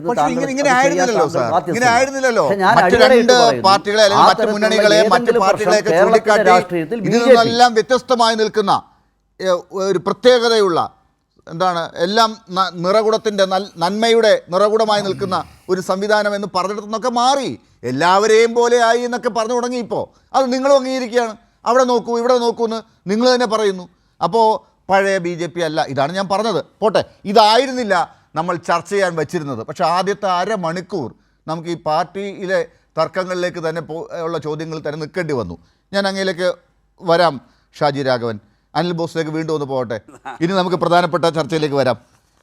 എന്താണ് പ്രധാനപ്പെട്ട ചർച്ച എന്ന് ചോദിച്ചാൽ, ഇതാ നോക്കൂ, കേരളത്തിൽ വികസനം, സ്ഥിരത, ക്ഷേമം, ഇപ്പോൾ ഇവിടെ ആളുകൾക്കൊക്കെ അനുഭവപ്പെടുന്ന ചില കാര്യങ്ങളുണ്ട്.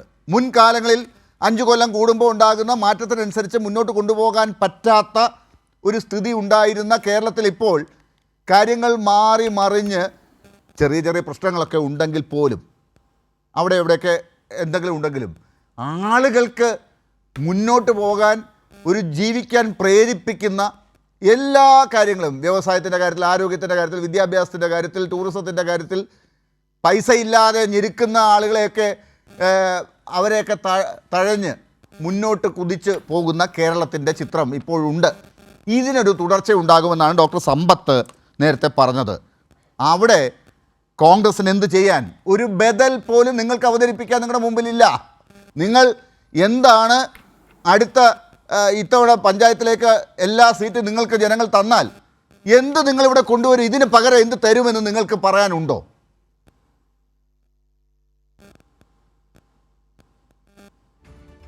നിങ്ങൾ കുതിച്ച് ഈ കൂകിപ്പായും തീവണ്ടി എന്ന് പറഞ്ഞതുപോലെ ലൈനപ്പായി നിൽക്കുകയാണ് ജയിലിലേക്ക് പോകാൻ. ഇപ്പം തന്നെ കുറേ പേര് പോയിക്കൊണ്ടിരിക്കുകയാണ്, ഇനി പോകാൻ ഒരുപാട് പേര് വരും. അപ്പോൾ അതുകൊണ്ട് അത് വഴിയേ വരട്ടെ. ഞാൻ പലപ്പോഴും പറയുന്നതാണ്, എനിക്ക് ഈ ലാലുവായിട്ട് ചർച്ചയ്ക്ക് ഇരിക്കുമ്പോൾ വഴക്കുണ്ടാക്കാൻ താല്പര്യമില്ലാത്തതുകൊണ്ടാണ്. എൻ്റെ പൊന്നു സഹോദര, ഈ ചർച്ചയിലിരുന്നുകൊണ്ട് ആ BJP പ്രതിനിധിയോട് നിങ്ങൾ ചോദിച്ചിട്ടൊന്നും ഒരു കാര്യമില്ല. അദ്ദേഹം നിങ്ങൾക്കെതിരെ ഒന്നും വലിയ രൂക്ഷമായിട്ട് പറയത്തില്ല. സമ്പത്ത് പറയുന്നതെല്ലാം ശരിവെക്കും. കാര്യം എന്താണെന്നറിയാമോ, നിങ്ങളിപ്പോൾ ഇരിക്കുമ്പോൾ കിടക്കുന്ന പാർട്ടിയാണ്. നിങ്ങൾ ഒന്ന് ആലോചിച്ച് നോക്കിയേ, ഇന്ത്യയിലെ പ്രതിപക്ഷത്തിരിക്കുന്ന പാർട്ടികളിൽപ്പെട്ട മന്ത്രിമാർ, മുഖ്യമന്ത്രിമാർ, നേതാക്കൾ, കക്ഷികൾ അവർക്കെതിരെ ഉള്ളതിനും ഇല്ലാത്തതിനും കേസെടുത്ത് അവരെ അറസ്റ്റ് ചെയ്യാനും ചോദ്യം ചെയ്യാനും നിൽക്കുന്ന ഇന്ത്യയിലെ ഭരണകൂടം മുഖ്യമന്ത്രിയുടെ മകനെതിരെ ക്ലിഫ് ഹൗസിലേക്ക് നോട്ടീസ് വന്നിട്ട് പുറത്ത് മാധ്യമങ്ങൾ പോലും അറിയാതെ ഒളിച്ചു വെക്കുകയാണ്. ഒരു തെരഞ്ഞെടുപ്പിന്റെ അന്തരീക്ഷത്തിൽ ഇതാണ് നിങ്ങൾ ഈ തെരഞ്ഞെടുപ്പിൽ പഞ്ചായത്തിലേക്ക് ത്രിതല സംവിധാനത്തിലേക്ക് നടക്കുന്ന തെരഞ്ഞെടുപ്പിൽ ജനങ്ങളുടെ മുമ്പാകെ വെക്കുന്ന ബദൽ ഇതാണ്. നിങ്ങൾ കേരളത്തിൻ്റെ എന്താണ് ലാലിന് ഒറ്റയ്ക്ക് സംസാരിച്ചാൽ മതിയെങ്കിൽ ലാൽ സംസാരിച്ചോ, ഞാൻ നിർത്തിയേക്കാം, ഞാൻ എഴുന്നേറ്റേക്കാം, എനിക്ക് നമ്മളെ വഴക്കില്ല എന്ന്. നമുക്ക് വഴക്കില്ല. നിങ്ങൾ അമേരിക്കയേക്കാൾ ഉയരത്തിൽ നിൽക്കുന്ന കേരളത്തെക്കുറിച്ചും അമേരിക്കയിലെ റോഡിനേക്കാൾ നല്ല റോഡിനെക്കുറിച്ചും എല്ലാം പറഞ്ഞുകൊണ്ടിരിക്കുക. ഒരറ്റത്തു നിന്ന് ഇടിഞ്ഞിടിഞ്ഞിടിഞ്ഞ് താഴ്ന്നുകൊണ്ടിരിക്കുന്ന റോഡുകളും മനുഷ്യർക്ക് സുഗമമായി യാത്ര ചെയ്യാൻ കഴിയാത്ത സാഹചര്യവും അപകട മരണങ്ങൾ ദിനംപ്രതി കൂടി. ഈ ആലപ്പുഴ റോഡുകളിൽ തന്നെയുള്ള വികസന പ്രവർത്തനം ഇന്നലെ വരെ പറഞ്ഞത് നിങ്ങളുടെ റോഡാണെന്നാണ് പറഞ്ഞത്, ഇപ്പോൾ പറയുന്നത് കേന്ദ്രത്തിൻ്റെ റോഡാണെന്നാണ് പറഞ്ഞത്. എന്തായാലും മരണം 40 കടന്നിരിക്കുകയാണ്. പോയവർക്ക് പോയി, അതാണ് സ്ഥിതി. ഒരു പാവപ്പെട്ട കുഞ്ഞിൻ്റെ കൈ മാറി മുറിക്കുകയാണ്. നിങ്ങൾ വന്നു കഴിഞ്ഞാൽ എന്തായാലും ഇതൊക്കെ അടച്ചുപൂട്ടും. നാഷണൽ കേരളത്തിലെ ഹൈവേ സർക്കാർ എന്ന് പറയുന്നത് അതോറിറ്റി ഓഫ് ഇന്ത്യയെ നിങ്ങൾ വീണ്ടും അടച്ചുപൂട്ടും. ഇതൊക്കെ മണ്ണിടിഞ്ഞ് വീണ്ടും പ്രശ്നമായാലോ? ഇപ്പം 40 പേരുടെ ജീവൻ പോയി. അതുകൊണ്ട് ഇനി മണ്ണിടിഞ്ഞ് പോകാൻ പാടില്ല, റോഡ് ഇനി ഇടിഞ്ഞു പോകാൻ പാടില്ല. അതുകൊണ്ട് റോഡേ വേണ്ടാന്ന് വെക്കും നിങ്ങൾ ഇനി വീണ്ടും. അല്ലാതെ എന്ത് ബദൽ പറയൂ സാർ. ലാലെ ദേശീയപാത വികസന അതോറിറ്റി കൊണ്ടുവന്ന പ്രധാനമന്ത്രി രാജീവ് ഗാന്ധിയാണെന്നേ. നിങ്ങൾ ദേശീയപാതയെക്കുറിച്ചും അതിന്റെ പദ്ധതിയെക്കുറിച്ചും അതിന്റെ ഓഫീസ് കേരളത്തിൽ പൂട്ടിയ മുഖ്യമന്ത്രിയുടെ പേര് ഉമ്മൻചാണ്ടിയാണെന്ന്. നഗരപാലിക ബില്ലിനെ കുറിച്ച് എൻ്റെ പൊന്നു ലാലെ ഒരു മര്യാദ കാണിക്കില്ലാലേ, ഒരു മര്യാദ കാണിക്കുക. പഞ്ചായത്ത് രാജിനെ കുറിച്ച് ഗീർവാണം അടിച്ചല്ലോ. ഇപ്പം പഞ്ചായത്ത് രാജ് നഗരപാലിക ബില്ല് പാർലമെൻറ്റിൽ അതിനെതിരെ വോട്ട് ചെയ്ത പാർട്ടിയുടെ പ്രതിനിധിയാണെന്നേ ഈ ചർച്ച വന്നിരുന്ന് പറഞ്ഞത്. അന്തസ്സായി ഇന്ത്യൻ നാഷണൽ കോൺഗ്രസും രാജീവ് ഗാന്ധിയും കൊണ്ടുവന്ന് പ്രാവർത്തികമാക്കിയ പദ്ധതിയാണ്, മനസ്സിലായില്ലേ? പക്ഷേ അവർ വിചാരിച്ചിട്ടും കേരളത്തിൽ നടത്തിയതുപോലെ വേറെ എവിടെയൊക്കെ നടത്തി. മുഖ്യമന്ത്രി എ കെ ആന്റണിയാണ് തലസ്ഥാന നഗരിയിൽ ഉണ്ടെന്ന് ഇത് കേൾക്കൂ. ലാലെ, നമ്മൾ വെറുതെ ഈ ഒരു 4ാം കിട ചർച്ചയ്ക്ക് ദൈവത്തെ ഓർത്ത് നമ്മളെപ്പോലുള്ളവർ ഉപദ്രവിക്കുക. സമ്പത്തിന് ഇപ്പം നിങ്ങളുടെ പാർട്ടി ആയതുകൊണ്ട് വന്നിരുന്നേ പറ്റുള്ളൂ. അങ്ങനെ നമ്മളൊക്കെ ചില വ്യക്തിബന്ധങ്ങളും ഞാൻ അങ്ങോട്ട് വരാനുള്ളതല്ലേ സാർ? എന്നോട് സംസാരിക്കൂ. കോൺഗ്രസ് നിങ്ങൾ വാ, ഞാനതുകൊണ്ടല്ലേ ചിരിച്ച് സംസാരിക്കുന്നേ. സാധാരണ ഞാൻ പൊട്ടിത്തെറിക്കാറുണ്ടല്ലോ, ഞാൻ ലാലിനോട് ഇന്ന് പൊട്ടിത്തെറിച്ചില്ലല്ലോ. ലാല് വരുമെന്ന് എനിക്കറിയാമല്ലോ, ഇല്ല ഞാൻ കൊണ്ടുവരുമല്ലോ. ഉറപ്പായിട്ട് കൊണ്ടുവരും. നമ്മൾ വിഷയത്തിലേക്ക് വന്നാൽ തീർച്ചയായിട്ടും ഒരു സംശയം വേണ്ട, അവസാനിക്കുന്ന കണ്ണിയായി ഉണ്ടാവും ഇതിൻ്റെ അകത്ത്, ഒരു സംശയം വേണ്ട. പിന്നെ ഞാൻ പറയട്ടെ, പഞ്ചായത്ത് രാജ് നഗരപാലിക ബില്ലിനെ കുറിച്ച് പറഞ്ഞാൽ അത് കോൺഗ്രസ് ആണെന്ന് കൊണ്ടുവന്നത്. നിങ്ങൾ തെരഞ്ഞെടുപ്പ് സമ്പ്രദായം, പഞ്ചായത്ത് സംവിധാനങ്ങൾ, കോർപ്പറേഷൻ സംവിധാനങ്ങൾ, നഗര സംവിധാനങ്ങൾ ഇതൊക്കെ കൊണ്ടുവരുന്ന കോൺഗ്രസ് ഗവൺമെൻറ്റുകളുടെ സൃഷ്ടിയാണെന്നേ. ഞങ്ങൾ ഒരിക്കലും അധികാരം ഏകീകരിക്കാൻ ശ്രമിച്ചവരല്ല, അത് വികേന്ദ്രീകരിക്കാൻ ശ്രമിച്ചവരാണ്. ഞങ്ങളെല്ലാ തട്ടിലും ജനാധിപത്യ ബോധം എന്തിനാണ് ഞങ്ങൾ കൊണ്ടുവന്ന 18 വയസ്സ് വോട്ടവകാശം ഞങ്ങൾ എന്തിനാണ് കൊണ്ടുവന്നത്? ഞങ്ങളെ അനുകൂലിക്കുന്നവർ മാത്രം വോട്ട് ചെയ്താൽ മതി. ഇന്നത്തെ BJPയുടെ രീതി പറഞ്ഞാൽ 60 ലക്ഷവും 3 ലക്ഷവും 22 ലക്ഷവും ആളുകളെ ഓരോ സ്ഥലത്തും വെട്ടിമാറ്റുന്ന സാഹചര്യമാണ് നടന്നുകൊണ്ടിരിക്കുന്നത്. അങ്ങനെ വെട്ടിമാറ്റിയാൽ പോരായിരുന്നു ഞങ്ങൾക്ക്. ഞങ്ങളതാണോ ചെയ്തത്? ഞങ്ങൾ 18 വയസ്സ് വോട്ടവകാശം കൊടുത്തു. അതുകൊണ്ടാണ് പഞ്ചായത്തിൽ വന്ന് പുതിയ തലമുറയിലെ കുട്ടികൾ വോട്ട് ചെയ്യാൻ നിൽക്കുന്നത്, മനസ്സിലായില്ലേ? അങ്ങനെ സ്വയം പര്യാപ്തമാക്കാൻ കഴിയുന്ന എല്ലാ ബോധവും കൊണ്ടുവന്നേ. ഇപ്പം 50% സംവരണം ഞങ്ങൾ മുന്നോട്ട് വയ്ക്കുന്നതല്ലേ.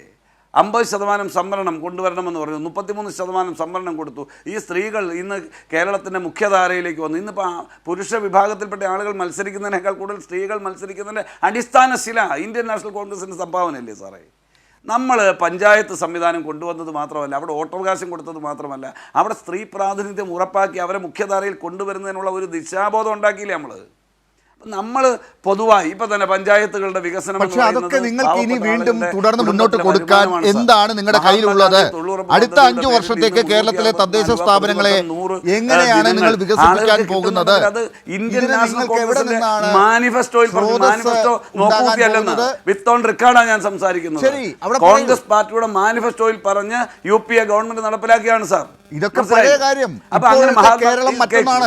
നിങ്ങൾ ഈ കേരളത്തിലെ ത്രിതല സംവിധാനത്തിലേക്ക് നടക്കുന്ന ഈ തെരഞ്ഞെടുപ്പിൽ ഇവിടെ ഇപ്പോൾ നടക്കുന്ന കാര്യത്തിൽ താങ്കൾ നേരത്തെ പറഞ്ഞതുപോലെ റോഡിന് പ്രശ്നമുണ്ടെങ്കിൽ ആ റോഡ് നിങ്ങൾ എങ്ങനെയാക്കി മാറ്റാൻ പോകുന്നു? നിങ്ങൾ മറുപടി പറയണ്ടേ? മര്യാദ വിട്ട് ഞാൻ ഇടപെടും. മര്യാദ വിട്ട് ഞാൻ ഇടപെടും. മഹാത്മാഗാന്ധി തൊഴിലുറപ്പ് പദ്ധതിയിൽ ഇന്ന് 364 രൂപ പഞ്ചായത്തുകളിൽ 100 തൊഴിൽ ദിനങ്ങൾ വെണ്ണി വാങ്ങിച്ച് നിൽക്കുന്ന ആളുകളുള്ള സമയത്താണ് തെരഞ്ഞെടുപ്പ് നടക്കുന്നത്. അത് മഹാത്മാഗാന്ധി തൊഴിലുറപ്പ് പദ്ധതിയാണ്, കോൺഗ്രസിൻ്റെ സംഭാവനയാണ് എന്ന് അവർക്കറിയാം. ആ ദേശീയ ആരോഗ്യ സുരക്ഷാ ഇൻഷുറൻസ് മഹാത്മാഗാന്ധിയുടെ നാമധേയത്തിലുള്ളത്, പാവപ്പെട്ട ആളുകളുടെ ചികിത്സാ സഹായം, അവരുടെ അപകടങ്ങൾ ഉണ്ടായാൽ അതിലുള്ള പ്രൊട്ടക്ഷൻ കൊടുക്കുന്നത് ഇന്ത്യൻ നാഷണൽ കോൺഗ്രസിൻ്റെ സംഭാവനയാണ് എന്ന് ആളുകൾക്കറിയാം സാർ, അതറിയാമെന്ന്. അപ്പം അങ്ങനെ ഓരോ കാര്യങ്ങളും ചെയ്ത് അദ്ദേഹം പറഞ്ഞല്ലോ ഭൂപരിഷ്കരണ നിയമത്തെക്കുറിച്ച് പറഞ്ഞില്ല. ഇനി സമ്പത്ത് പറഞ്ഞൊരു കാര്യത്തെക്കുറിച്ച് പറയട്ടെ. അദ്ദേഹം പറഞ്ഞല്ലോ ഭൂപരിഷ്കരണ നിയമത്തെക്കുറിച്ച് പറയാൻ നിങ്ങൾക്ക് എന്ത് കാര്യം? ഭൂപരിഷ്കരണ നിയമം നിങ്ങൾ ചർച്ചയാക്കിയിട്ടുണ്ടെന്ന് ഞാൻ അംഗീകരിക്കുന്നു. കേരള ശബ്ദത്തിൽ ഗൗരിയമ്മ എഴുതി പൂർത്തിയാക്കാൻ കഴിയാതെ പോയ ഒരു ലേഖനമുണ്ട് ഭൂപരിഷ്കരണ നിയമവുമായി ബന്ധപ്പെട്ട്. വേണമെങ്കിൽ സമ്പത്തിന് ഞാൻ തരാം. പകുതിക്ക് വെച്ച് പാർട്ടി കണ്ണുരുട്ടി നിർത്തിച്ചതാണ്. അന്ന് അവർ തീവ്ര പാർട്ടി ചിന്ത ഉള്ളതുകൊണ്ട് പാർട്ടിയുടെ ഭീഷണിക്ക് മുന്നിൽ വഴങ്ങി നിർത്തിവെച്ചതാണ്. സാനഡു എന്ന് പറയുന്ന ഔദ്യോഗിക വസതിയിൽ താമസിച്ചപ്പോൾ ശ്രീമതി ഗൗരിയമ്മ എന്ന് പറയുന്ന കേരളം കണ്ട ഏറ്റവും പ്രഗത്ഭയായ രാഷ്ട്രീയ എതിരാളിയായി ഞങ്ങൾക്കെതിരെ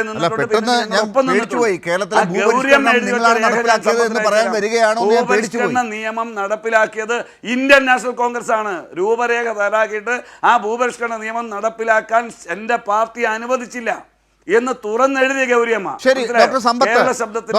ശേഖരത്തിൽ നിന്ന് ഞാൻ എടുത്തു തരാം. ഇതാണ് ഈ പഞ്ചായത്ത് തെരഞ്ഞെടുപ്പിൽ പറയാൻ കോൺഗ്രസിനുള്ളത്, UDF-നുള്ളത്. ഞാൻ ചോദിച്ച ചോദ്യങ്ങൾക്ക് UDF ഈ തെരഞ്ഞെടുപ്പിൽ ഉന്നയിക്കുന്ന വിമർശനങ്ങൾക്ക് സംസ്ഥാന സർക്കാരിന് നേരെയും ഇവിടെയുള്ള പ്രാദേശിക സർക്കാരുകൾക്കെതിരെയും ഒക്കെയുള്ള വിമർശനങ്ങൾക്ക് മറുപടിയായി എന്താണ് ബദൽ എന്നുള്ളത് മറുപടിയില്ല. പക്ഷേ കേരളത്തിലെ തദ്ദേശ സ്ഥാപനങ്ങളെ എങ്ങനെ വികസിപ്പിക്കുമെന്ന് അഡ്വക്കേറ്റ് അനിൽ ബോസ് പറഞ്ഞില്ല.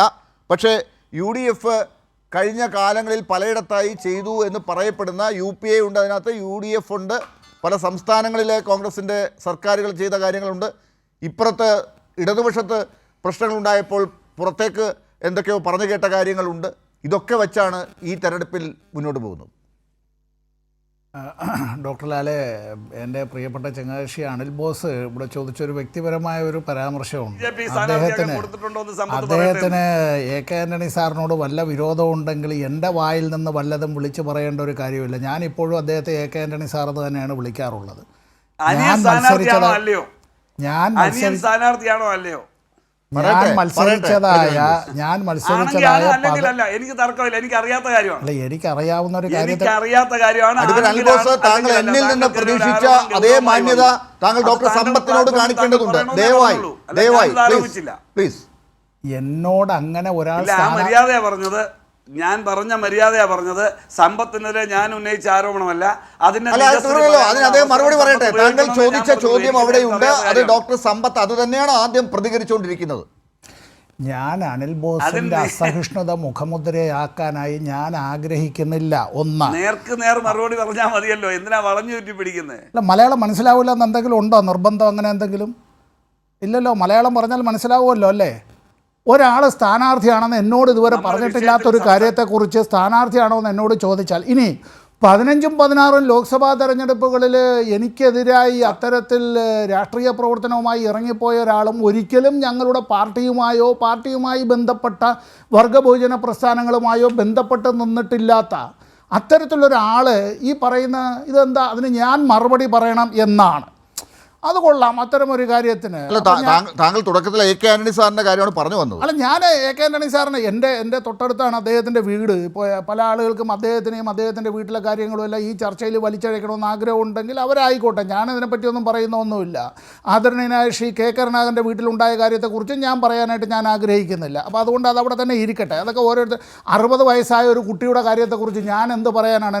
അനിൽ ബോസിനേക്കാൾ പ്രായമുണ്ട് ഈ പറഞ്ഞ ആളിനെ. അപ്പോൾ അതുകൊണ്ട് ഞാൻ അതിനെപ്പറ്റി പറയുന്നില്ല. 2, അദ്ദേഹം ചില കാര്യം അപകടങ്ങളെക്കുറിച്ചൊക്കെ പറഞ്ഞു. എന്തും പറഞ്ഞിട്ട് പോകാം. മുമ്പ് ഈ BJP-കാർക്കാരന് എന്തും നുണയും പറയാനുള്ള അധികാരമുണ്ട്, അവകാശമുണ്ടെന്നൊക്കെ തെറ്റിദ്ധരിച്ച് ഇപ്പോൾ ഈ ചില കോൺഗ്രസ്സുകാർ അത് ഏറ്റെടുത്തിട്ടുണ്ട്. അത് ഏറ്റെടുക്കുന്നതായിക്കോട്ടെ. ഈ കേരളത്തിൽ റോഡ് ആക്സിഡൻറ്റ് അല്ലേ, റോഡ് അപകടങ്ങളുടെ എണ്ണം അങ്ങ് വർദ്ധിക്കുകയാണ്. ഇതിൻ്റെ എല്ലാം ഉത്തരവാദിയെല്ലാം LDF ആണ്. അതുകൊണ്ട് പിണറായി വിജയൻ രാജിവെക്കണം എന്നാണ് അനിൽ ബോസിന് അഭിപ്രായമുണ്ട് എങ്കിൽ 2023 ആണ്ടിലുണ്ടായ വാഹന അപകടങ്ങളുടെ എണ്ണം 48,091 എന്നുള്ളതും അവിടെ 4,080 പേരാണ് ഫെറ്റാലിറ്റീസ് അതിനകത്ത് സംഭവിച്ചു. ഇന്ത്യ ഗവൺമെൻറ്റിൽ തന്നെ റിപ്പോർട്ട് ചെയ്ത് പാർലമെൻറ്റിൽ നൽകിയ കണക്കിൽ നിന്നാണ് ഞാനീ പറയുന്നത്. 2024 25 തീർന്നിട്ടില്ല, 2024 ആയപ്പോൾ 3714 ഇത് കുറഞ്ഞു എന്നുള്ളതും 10% ഇടിവുണ്ടായി എന്നുള്ളതും ഇത് സംബന്ധിച്ചും നമ്മുടെ കയ്യിൽ കണക്കുള്ളതാണ്.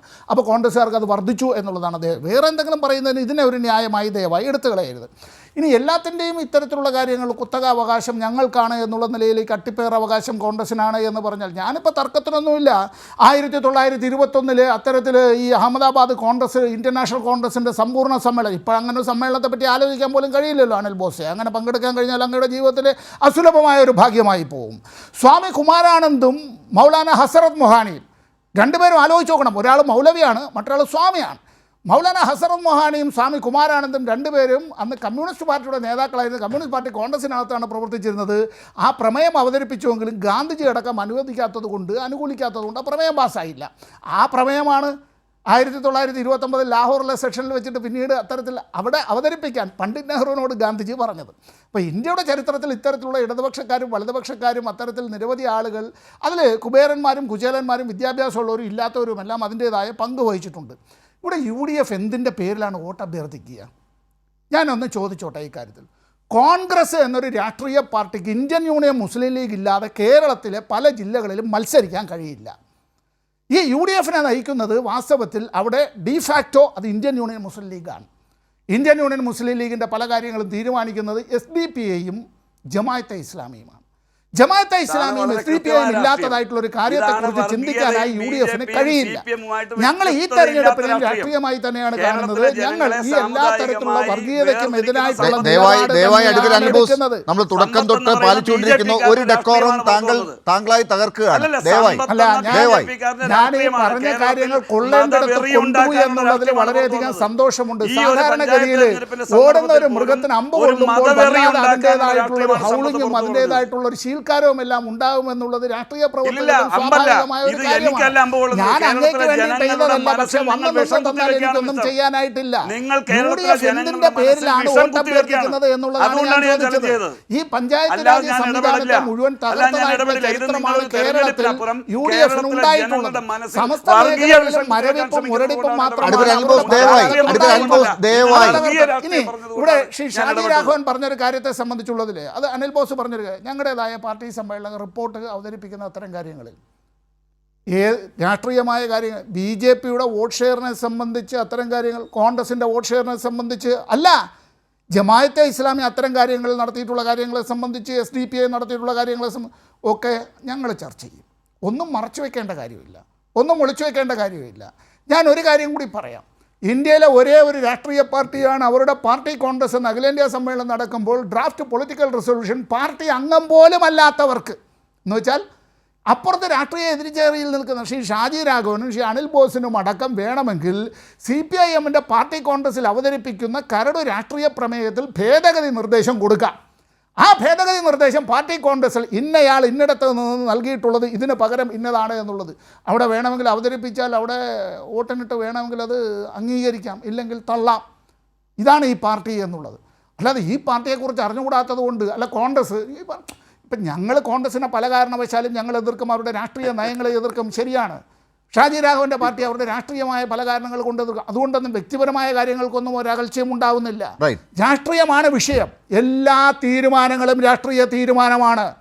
നമ്മുടെ എല്ലാം ദൈനംദിന ജീവിതവുമായി ബന്ധപ്പെട്ടുള്ള എല്ലാ തീരുമാനവും രാഷ്ട്രീയ തീരുമാനമാണ്. ആ രാഷ്ട്രീയ തീരുമാനമെടുക്കുമ്പോൾ ജനങ്ങളുടെ വോട്ടവകാശം എന്നുള്ളത് ആ വോട്ടവകാശം ഏറ്റവും പ്രധാനപ്പെട്ടതാണ്. എല്ലാവരും തുല്യരാകുന്നത് അവിടെ മാത്രമാണ്.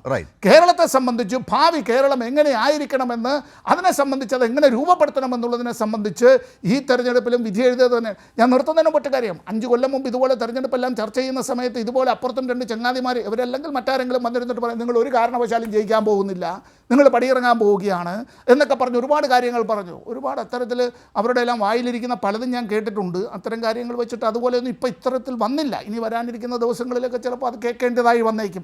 പക്ഷേ ജനങ്ങൾ വോട്ട് ചെയ്തത് വീണ്ടും LDFനാണ്, ആവേശത്തോടെ തുടർച്ചയായി. ശരി, ഷാജി രാഘവൻ, ഇപ്പോൾ ഈ പറഞ്ഞതിനകത്തൊക്കെ നിൽക്കുന്ന ഒരു കാര്യമെന്ന് പറയുന്നത് കേരളത്തിൽ വികസനമുണ്ട്, കേരളത്തിൽ ക്ഷേമ പ്രവർത്തനങ്ങളുണ്ട്, കേരളത്തിൽ നേരത്തെ പറഞ്ഞതുപോലെ തന്നെ ജനങ്ങൾക്ക് അവർക്ക് അനുഭവവേദ്യമാകുന്ന തരത്തിലുള്ള പുരോഗതിയുടെ ഒരുപാട് അടയാളങ്ങളുണ്ട്. അത് ഞങ്ങൾ കൂടി ചേർന്നുണ്ടാക്കിയതാണെന്ന്, ഞങ്ങളുടെയൊക്കെ ഭരണം കാലത്തും കൂടി ഉള്ളതാണ് എന്നൊക്കെ അനിൽ ബോസും പറയാൻ ശ്രമിക്കുന്നുണ്ടായിരുന്നു. നിങ്ങളിപ്പോൾ ചെയ്തുകൊണ്ടിരിക്കുന്ന കുറേ കാര്യങ്ങൾ കൂടി ഇവിടെ ആളുകൾ ഇപ്പോൾ ശ്രദ്ധിക്കും.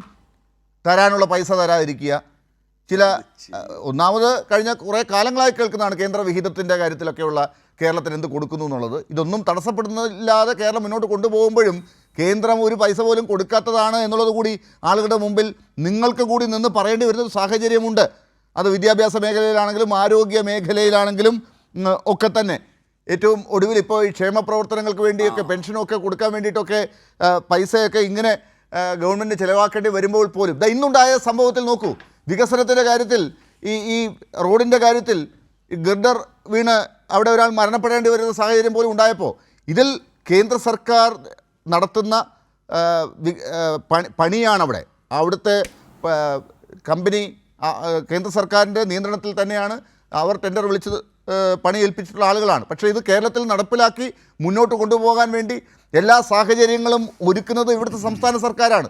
നഷ്ടപരിഹാരം കൊടുക്കുന്നത് മറ്റാരും കൊടുക്കാത്ത നഷ്ടപരിഹാരം കൊടുത്ത് അവിടെ ഒഴിപ്പിച്ച ആളുകളെ മുന്നോട്ട് കൊണ്ടുപോയി കാര്യങ്ങൾ ഒരുക്കുന്നത് സംസ്ഥാന സർക്കാരാണ്. അങ്ങനെ ഒരുക്കിയിടത്ത് ആ റോഡിൻ്റെ അവകാശം കേരളത്തിലാണ്, സംസ്ഥാന സർക്കാരിനാണ് എന്നുള്ളത് മറ്റുള്ള സ്ഥലങ്ങളിൽ കാണാത്ത വികസനം ഇവിടെ കാണുമ്പോൾ സമ്മതിച്ച് കൊടുക്കേണ്ടി വരും. പക്ഷെ അവിടെ ഒരു മരണം ഉണ്ടാകുമ്പോൾ തിരിഞ്ഞു നോക്കാത്തവരെ വീണ്ടും അവിടെ കൊണ്ടുവന്ന് നിർത്താനുമൊക്കെ ഇവിടെ വീണ്ടും കേരളത്തിനൊക്കെ ഇടപെടേണ്ടി വരുന്ന ഘട്ടമൊക്കെ നമ്മൾ ഇന്നും കണ്ടു. അവിടെയാണ് നേരത്തെ അനിൽ ബോസ് ഇതിനാരും ഉത്തരവാദികളില്ല, കണ്ടില്ല, ഇത് അവരുടേതാണ്, ഞങ്ങളല്ല ഈ വികസനത്തിൻ്റെ ആളുകൾ നിന്ന് ഇന്ന് പറഞ്ഞു എന്ന് പറയുന്നത് നേരത്തെ കേട്ടത്. ഇങ്ങനെയുള്ള കാര്യങ്ങൾ അതങ്ങനെ തന്നെയല്ലേ പറയേണ്ടത്? ആരാണ് ഈ മരണത്തിന് ഉത്തരവാദി എന്ന് നോക്കുമ്പോൾ നമുക്ക് അതിൻ്റെ കാരണങ്ങൾ പറയേണ്ടി വരും, കമ്പനിയുടെ ഉത്തരവാദിത്തം പറയേണ്ടി വരും, ആരാണ് കമ്പനി ഏൽപ്പിച്ചതെന്ന് പറയേണ്ടി വരും. അപ്പോൾ ഇങ്ങനെയൊക്കെയുള്ള കാര്യങ്ങൾ, വിഹിതം കൊടുക്കാത്തത്, പണം കൊടുക്കാത്തത്, തടഞ്ഞു വെക്കുന്നത് രാഷ്ട്രീയത്തിൻ്റെ പേരിൽ BJP പ്രതിക്കൂട്ടിലാകില്ലേ?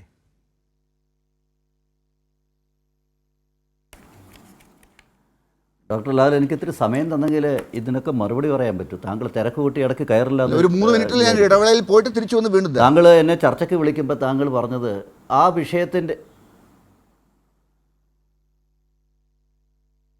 ഒന്ന് ഇടപെടാതിരുന്നാൽ മതി പ്ലീസ്. താങ്കൾ എന്നെ ചർച്ചയ്ക്ക് വിളിക്കുമ്പോൾ താങ്കൾ പറഞ്ഞ കാര്യത്തിലോട്ട് ഈ ചർച്ച എത്തിയില്ല എന്നുള്ള ഒരു പരാതി, ഒരു പരിഭവം ഞാൻ ആദ്യം തന്നെ പറയട്ടെ. താങ്കൾ ഇടയ്ക്കൊരു ശ്രമം നടത്തി, പകുതിയായപ്പോൾ വീണ്ടും അതിലേക്ക് കൊണ്ടുവരിക. പക്ഷേ താങ്കൾ തന്നെ ചർച്ച വഴിമാറ്റി കൊണ്ടുപോവുകയാണ്. ഞാനൊന്ന് ചോദിച്ചോട്ടെ, ഞങ്ങളെ സംബന്ധിച്ചിടത്തോളം ഈ തെരഞ്ഞെടുപ്പ് എന്ന് പറയുന്നത് ഈ കേരളത്തിലെ ജനങ്ങൾ വിധി എഴുതാൻ പോകുന്നത് അഴിമതിയും കെടുകാര്യസ്ഥതയും വികസന മുരടിപ്പും ഇത് കൈമുതലായിട്ടുള്ള ഒരു ഗവൺമെൻറ്റും അതിനെ ഫലപ്രദമായി നേരിടാൻ സാധിക്കാത്ത ഉൾപാർട്ടി പ്രശ്നങ്ങൾ കൊണ്ട് വലയുന്ന UDFും കോൺഗ്രസും ഇതിനെതിരെയുള്ളൊരു വിധിയെഴുത്തായിരിക്കും ഇത്. ഞങ്ങളൊന്നുകൂടെ അടിവരയിട്ട് പറയുന്നത് കേരളത്തിലെ ജനങ്ങൾ ഒരു പൊളിറ്റിക്കൽ ഓൾട്ടർനേറ്റീവ്, അതേപോലെ ഡെവലപ്മെൻറ്റ് ഓൾട്ടർനേറ്റീവ് ഇതിനു വേണ്ടിയിട്ട് ആഗ്രഹിക്കുന്ന കേരളത്തിലെ ജനങ്ങൾ ആ തരത്തിൽ ചിന്തിച്ച് തുടങ്ങിയിട്ടുണ്ട് കഴിഞ്ഞ അതുകൊണ്ടാണ് ഞങ്ങൾ ഇന്ന് എത്തി നിൽക്കുന്ന 20% കേരളത്തിൻ്റെ വോട്ട് എന്ന് പറയുന്നത്. ലാല, ഞാനൊന്ന് പൂർത്തീകരിച്ചോട്ടെ ലാല പ്ലീസ്. താങ്കൾ എന്നോട് ചോദിച്ച ചോദ്യത്തിൻ്റെ ഒരു പകുതി പോലും ഞാൻ സംസാരിച്ചില്ലല്ലോ.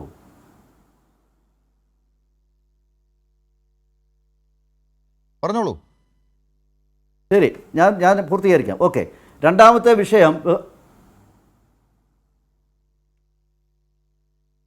ഞങ്ങൾ ഈ തെരഞ്ഞെടുപ്പിൽ ഞങ്ങൾ മുമ്പോട്ട് വെക്കുന്ന ചില മുദ്രാവാക്യങ്ങളുണ്ട്. ഒന്ന് മാറാത്തത് മാറും. അത് കേരളത്തിലെ ജനങ്ങളിൽ സ്ട്രൈക്ക് ചെയ്തൊരു മുദ്രാവാക്യമാണ്. കാരണം കേരളത്തിലെ ജനങ്ങൾ വളരെ കൃത്യമായി നമ്മുടെ നാട്ടിൽ അനുഭവഭേദ്യമായിട്ടുള്ള ചില കാര്യങ്ങളുണ്ട്. നമ്മൾ പലപ്പോഴും വികസനങ്ങളെ പറ്റിയിട്ടും മറ്റു കാര്യങ്ങളെ പറ്റിയിട്ടൊക്കെ സംസാരിക്കുമ്പോൾ നമ്മൾ ആരെയാണ് ഫോക്കസ് ചെയ്യുന്നത്, ആരെയാണ് ടാർഗറ്റ് ചെയ്യുന്നത്? ഇവിടെ വളർന്നു വരുന്ന ഒരു പുതിയ തലമുറയുണ്ട്. അവർക്ക് ഒരു സാധ്യമായിട്ടുള്ള അല്ലെങ്കിൽ അവർക്ക് ചേർന്ന് നിൽക്കുന്ന ഒരു എൻവിറോൺമെൻറ്റ് കേരളത്തിലുണ്ടെന്ന് നമുക്ക് പറയാൻ വേണ്ടിയിട്ട് സാധിക്കുമോ? പുതിയ തലമുറ മുഴുവൻ കേരളം വിട്ടു പോവുകയാണ്, പഠിക്കാനായാലും ജോലിക്കായാലും. അപ്പോൾ ഈ തരത്തിലുള്ള സാഹചര്യങ്ങൾ കേരളത്തിൽ നിലനിൽക്കുമ്പോൾ പുതിയ തലമുറ ആഗ്രഹിക്കുന്ന ഒരു രാഷ്ട്രീയമുണ്ട്. അത് ഡെവലപ്മെൻറ്റിൻ്റെ രാഷ്ട്രീയമാണ്. അതിനു വേണ്ടിയിട്ട് അവരൊരു ഓൾട്ടർനേറ്റീവ് പൊളിറ്റിക്സിനെ തേടുന്ന ഒരു സാഹചര്യത്തിലാണ് ഈ തെരഞ്ഞെടുപ്പ് നടക്കുന്നത് എന്ന് ഞങ്ങൾ വിശ്വസിക്കുന്നുണ്ട്. ഷാജി രാഘവൻ, താങ്കൾക്ക് 1 മിനിറ്റാണ് ഉണ്ടാകുക. പക്ഷേ താങ്കൾ ഈ പറഞ്ഞു വന്നുകൊണ്ടിരിക്കുന്ന കാര്യങ്ങളൊക്കെ ഇവിടെ കേരളത്തിൽ ഇപ്പോഴുള്ള നേരത്തെ പറഞ്ഞ കഴിഞ്ഞ 10 വർഷമായിട്ടുള്ള ചില അനുഭവങ്ങളുടെ ഒന്നും കാര്യത്തിൽ നിങ്ങൾക്കൊരു അവകാശവുമില്ല, BJPക്ക് ഒന്നും അതിൽ അവകാശപ്പെടാനില്ല എന്നതാണ്. അതുകൊണ്ടാണ് നിങ്ങൾ പുതിയൊരു ഓൾട്ടർനേറ്റീവിനെ കുറിച്ച് പറയുന്നത്. അങ്ങനെയല്ലേ ആളുകൾ കരുതുക?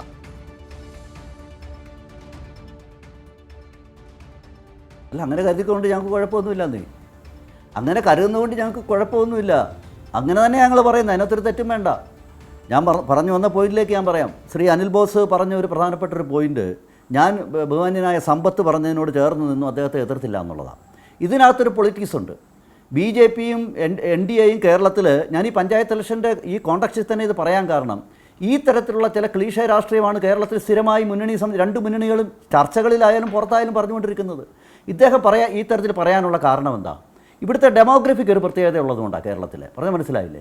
BJPയെ ചേർത്ത് കെട്ടി പറഞ്ഞാൽ അത് കോൺഗ്രസ് CPMനെ ചേർത്ത് കെട്ടി പറയും, CPM കോൺഗ്രസിനെ ചേർത്ത് കെട്ടി പറയും. ഈ കേരളത്തിലെ 50% വരുന്ന ഒരു വിഭാഗത്തെ പ്രീണിപ്പിക്കാമെന്നുള്ളൊരു തെറ്റായ ധാരണയാണ് സാർ ഇത്.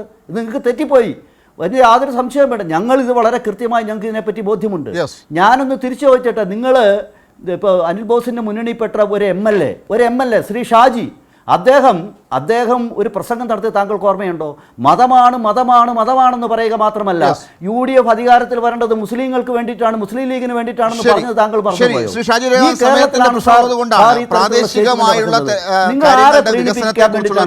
അതുകൊണ്ട് പ്രസ്താവനകൾ ഇറക്കുമ്പോഴും ചാനൽ ചർച്ചയിൽ പങ്കെടുക്കുമ്പോഴും സ്വന്തം മുന്നണിയിൽ എന്താണ് സംഭവിച്ചുകൊണ്ടിരിക്കുന്നത് ഡോക്ടർ ലാൽ ഒറ്റ കാര്യം കൂടെ താങ്കൾ പറഞ്ഞ എനിക്ക് മറുപടി വരണം. ഡോക്ടർ ലാൽ ഒരൊറ്റ കാര്യത്തിനോട് മറുപടി. ഡോക്ടർ ലാൽ പറഞ്ഞൊരു കാര്യമുണ്ട്, കേന്ദ്രത്തിൽ നിന്ന് പണം കിട്ടുന്നില്ല എന്നുള്ളത്. ഡോക്ടർ ലാൽ അത് തെറ്റാണ്.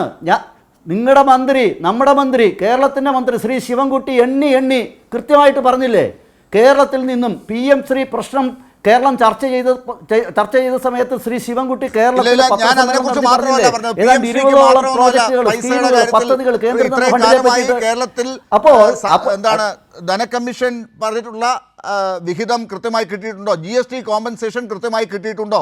ഇതൊക്കെ എത്ര കാലമായിട്ട് സാർ നിങ്ങൾ പറയുന്നു? നിങ്ങൾ കേരളത്തില് കടം മേടിച്ച് ഭരണം നടത്തുന്നവർ, നടത്തുന്നവർ 6 ലക്ഷം കോടിയാണ് സാർ നിങ്ങൾ ഉണ്ടാക്കിയ പൊതുകടം. ഈ ഗവൺമെന്റ് ഉണ്ടാക്കിയ പൊതുകടം 6 ലക്ഷം കോടിയാണ്. അതിനുള്ള മറുപടി ഈ തെരഞ്ഞെടുപ്പിൽ കേരളത്തിലെ ജനങ്ങൾ നിങ്ങൾക്ക് തരും. അതല്ല എന്റെ ചോദ്യം. മനസ്സിലായില്ലേ? ഈ കാര്യത്തിൽ ഒന്നിലും ഇവിടെ നടക്കുന്ന ഒരു വികസനത്തിലും ഒരു ക്ഷേമ പ്രവർത്തനത്തിലും ഒരു അവകാശവും BJPക്ക് ഇല്ല. അത് ഷാജി രാഘവൻ തുറന്നു പറഞ്ഞു. കോൺഗ്രസിന് പ്രതിപക്ഷത്തായതുകൊണ്ട് അത് ഒട്ടുമില്ല തന്നെ. അപ്പോൾ അതുകൊണ്ട് തന്നെ ഇത് തുടരണമെങ്കിൽ അപ്പോൾ LDF എന്നല്ലേ ഉത്തരം?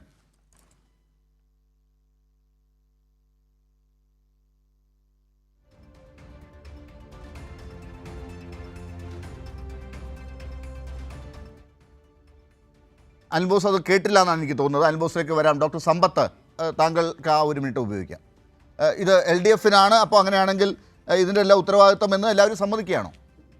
ഞാൻ ഒറ്റ മിനിറ്റ് കൊണ്ട് ഞാൻ പറയാം. ഇപ്പോൾ BJPയുടെ പ്രഗതി പറയുന്ന ഒരു ആൾട്ടർനേറ്റീവിനെ കുറിച്ച് അവർ ചോദിക്കുന്നു. വാട്ട് കൈൻഡ് ഓഫ് ആൾട്ടർനേറ്റീവ് എന്നുള്ളതാണ്. കേരളത്തിലെ സംസ്ഥാന സർക്കാർ കടമെടുക്കുന്നത് വികസന പ്രവർത്തനങ്ങൾക്ക് വേണ്ടിയാണ്. ഇന്ത്യ ഗവൺമെൻറ് കടമെടുക്കുന്നത് എങ്ങനെയാണ്? ഇന്ത്യ ഗവൺമെൻറ് പൊതുമേഖലാ സ്ഥാപനങ്ങളെ വിറ്റുതുലയ്ക്കുന്നത് എങ്ങനെയാണ്? ഇന്ത്യ ഗവൺമെൻറ്റിൻ്റെ 2025-26 മൊത്തം കടബാധ്യത എന്നുള്ളത് ഏതാണ്ട് 196.7 ലക്ഷം കോടി രൂപയ്ക്കപ്പുറമായി മാറുകയാണ്. അപ്പം ഞാനിട്ടാൽ ഇതെല്ലാം ഈ ട്രൗസറാണ്, നിങ്ങളിട്ടാൽ ഇതെല്ലാം കളസമാണ് എന്ന് പറഞ്ഞാൽ അങ്ങനെ അവർക്ക് പറയാനുള്ള സ്വാതന്ത്ര്യമുണ്ട്. പക്ഷേ അത് അംഗീകരിച്ചിരണമെന്ന് പറഞ്ഞാൽ അതിലൊരു ബുദ്ധിമുട്ടുണ്ട്. 2, ഇവിടെ ഇന്ത്യയിൽ ഏറ്റവും കുറച്ച് ദാരിദ്ര്യം, നിതി ആയോഗിൻ്റെ കണക്കനുസരിച്ച് ആ പോവർട്ടി അലിവിയേഷനിൽ 1ാം റാങ്കിൽ നിൽക്കുന്ന സംസ്ഥാനം കേരളം. ആൾട്ടർനേറ്റീവ് പറയുകയാണ്, ഇന്ത്യയിൽ ഏറ്റവും കൂടുതൽ ദാരിദ്ര്യം എവിടെയാണ്? BJPയുടെ മുന്നണി ഭരിക്കുന്ന ബീഹാറിൽ 33.76%, നിതി ആയോഗിൻ്റെ കണക്കാണ്. ജാർഖണ്ഡ് 28.81%. UP അവരുടെ നേതാവാണ് ഭരിക്കുന്ന BJPയുടെ 22.99%. മധ്യപ്രദേശ് 20.73%. ആസാം BJPയാണ് ഭരിക്കുന്ന 18.33%. തീരുന്നില്ല. ഈ കേരളത്തിൽ LDF ഗവൺമെൻറ് കഴിഞ്ഞ 9.5 കൊല്ലം കൊണ്ട് മനുഷ്യന് ഭവനമില്ലാത്തവർക്ക് ഭവനം നൽകുന്നത്, ഒരു വർഷം 50,000 വീടുകൾ, ഒരു മാസം 1667 വീടുകൾ, ഒരു ദിവസം 135 വീടുകൾ, ഒരു മണിക്കൂറിൽ 6 വീടുകൾ, 10 മിനിറ്റിൽ ഒരു വീട്, ഇത് പൂർത്തിയാക്കിയത് കൊണ്ടാണ് 4,70,000 വീടുകൾ അത്തരത്തിൽ കുടുംബങ്ങൾക്ക് സമ്മാനിക്കാനായി കഴിഞ്ഞത്. ഇതാണ് LDF എന്നുള്ളത്. ഇത് തച്ചുടയ്ക്കണം എന്നാണെങ്കിൽ പ്രകാശത്തെ അതിനെ ഇല്ലാതാക്കി വെളിച്ചം ദുഃഖമാണുണ്ണി തമസല്ലോ സുഖപ്രദം എന്ന് NDAക്കും. ശരി. അൽബോസ്, അവസാനത്തെ ഒരു 45 സെക്കൻഡ് താങ്കൾക്കാണ്. കോവിഡ് മഹാമാരിയുടെയും പ്രളയത്തിൻ്റെയും രൂക്ഷമായ പ്രതിസന്ധി ഘട്ടത്തിലൊക്കെ പ്രാദേശിക സർക്കാരുകൾ വഴി കമ്മ്യൂണിറ്റി കിച്ചണും ഇതൊക്കെ നൽകി പേരെടുത്ത് വീണ്ടും തിരിച്ചു വന്ന സർക്കാരിൻ്റെ കീഴിലാണിത്. ഇപ്പോൾ ആ സമയത്താണിത് മറ്റൊരു പഞ്ചായത്ത് ലോക്കൽ ബോഡി തെരഞ്ഞെടുപ്പ് നടക്കുന്നത്. അവിടെ കേന്ദ്രത്തിന് BJPക്ക് അവകാശപ്പെടാൻ ഒന്നുമില്ല. എല്ലാം LDF തന്നെയാണ് നടത്തിയതെന്ന് പറയേണ്ടി വന്നിരിക്കുകയാണ്. കോൺഗ്രസിന് പിന്നെ എന്താ അവകാശപ്പെടാൻ? സുനാമി ആണെങ്കിലും പ്രളയമാണെങ്കിലും ഈ കോവിഡ് ആണെങ്കിലും ഇത് വരുന്നത് ഏതെങ്കിലും ഒരു പാർട്ടി തീരുമാനത്തിൻ്റെ അടിസ്ഥാനത്തിൽ വരുന്നതല്ല. ഇത് പരിഹരിക്കാനുള്ള ശ്രമം ഏതെങ്കിലും ഒരു പാർട്ടിയുടെയോ മുന്നണിയുടേതല്ല. രാജ്യവ്യാപകമായിട്ടുള്ള വിവിധ പദ്ധതികളുടെ അടിസ്ഥാനത്തിലാണ്. നിങ്ങളെ ഞങ്ങൾ വിമർശിക്കുന്നതിൻ്റെ കാര്യം എന്താ? നിങ്ങളെ വിമർശിക്കുന്നതിൻ്റെ കാരണം സ്വന്തം ക്യാബിനറ്റിലിരിക്കുന്ന മന്ത്രിമാർ ഒരു വിഷയം ഉന്നയിക്കുമ്പോൾ ആ വിഷയം അജണ്ടയിൽ നിന്ന് മാറ്റിവെക്കുമെന്ന് പറയുകയും ആ മന്ത്രിമാർ പോലും അറിയാതെ കേന്ദ്ര സർക്കാരിൻ്റെ മുന്നേ പോയി കീഴ്പ്പെട്ട് ഒപ്പിട്ട് കൊടുക്കുകയും ചെയ്ത ഒരു ക്യാബിനറ്റിനോട് കള്ളം പറയുന്ന ഒരു മുഖ്യമന്ത്രിയും മന്ത്രിയുമുള്ള നാടായി ഇത് മാറി. BJPക്ക് വിടുപണി ചെയ്യുന്ന നടപടിയുടെ ഏറ്റവും അവസാനത്തെ ഉദാഹരണമാണ് PMC പദ്ധതി. അപ്പോൾ അത്തരം നെറികേടുകൾ കാണുമ്പോൾ ഇതൊക്കെ ജനങ്ങൾക്ക് മനസ്സിലായിക്കൊണ്ടിരിക്കുക. ഇവിടെ വന്നിരുന്നും BJPക്കാരായിട്ടുള്ള പ്രതിനിധികൾ CPM-നെ അറ്റാക്ക് ചെയ്യാത്തത് കാണുമ്പോൾ കേരളത്തിലെ ആളുകൾക്ക് മനസ്സിലാകുന്നുണ്ടത്. നിങ്ങളുടെ കൂട്ടുകച്ചവടം അത് വളരെ കൃത്യമായി സമയത്തിന്റെ പരിമിതി കൊണ്ടാണ്. എന്തായാലും ശരി, ഒരു കാര്യം ഉറപ്പാണ്, ഈ കോവിഡും മഹാമാരിയും പ്രളയവും ഒന്നും ഇങ്ങനെ പ്രത്യേകിച്ച് ആരെങ്കിലും ആലോചിച്ച് പാർട്ടി തീരുമാനം വഴിയല്ല ഉണ്ടാകുന്നത് എന്ന് പറയുമ്പോഴും ചില പാർട്ടിക്കാരൊക്കെ ഒരു കാലഘട്ടത്തിൽ വിശ്വസിച്ചിരുന്നു പ്രളയം വരും, പിന്നെ വീണ്ടും ഒരു പ്രളയം വരും, അത് കഴിഞ്ഞിട്ട് അടുത്ത മറ്റൊരു മഹാമാരിയോ മറ്റെന്തെങ്കിലുമൊക്കെ കാര്യങ്ങളൊക്കെ വരുമ്പോൾ അതിൻ്റെയൊക്കെ എഫക്റ്റ് ഞങ്ങളുടെ പാർട്ടിക്ക് ഉണ്ടാകും, അങ്ങനെ ഞങ്ങൾ രക്ഷപ്പെട്ട് ഭരണത്തിൽ കയറി വരും എന്നൊക്കെ കരുതിയിരുന്നൊരു കാലം ഉണ്ടായിരുന്നു. അതൊക്കെ പോയി സാർ. ഇനിയിപ്പോൾ ജനങ്ങൾ തീരുമാനിക്കും. നമുക്ക് കാത്തിരിക്കാൻ. വളരെ നന്ദി. ചർച്ചയിൽ ചേർന്നതിന് doctor Sampath, advocate Anil Bose, Shaji Raghavan. News and news അവസാനിക്കുന്നത്.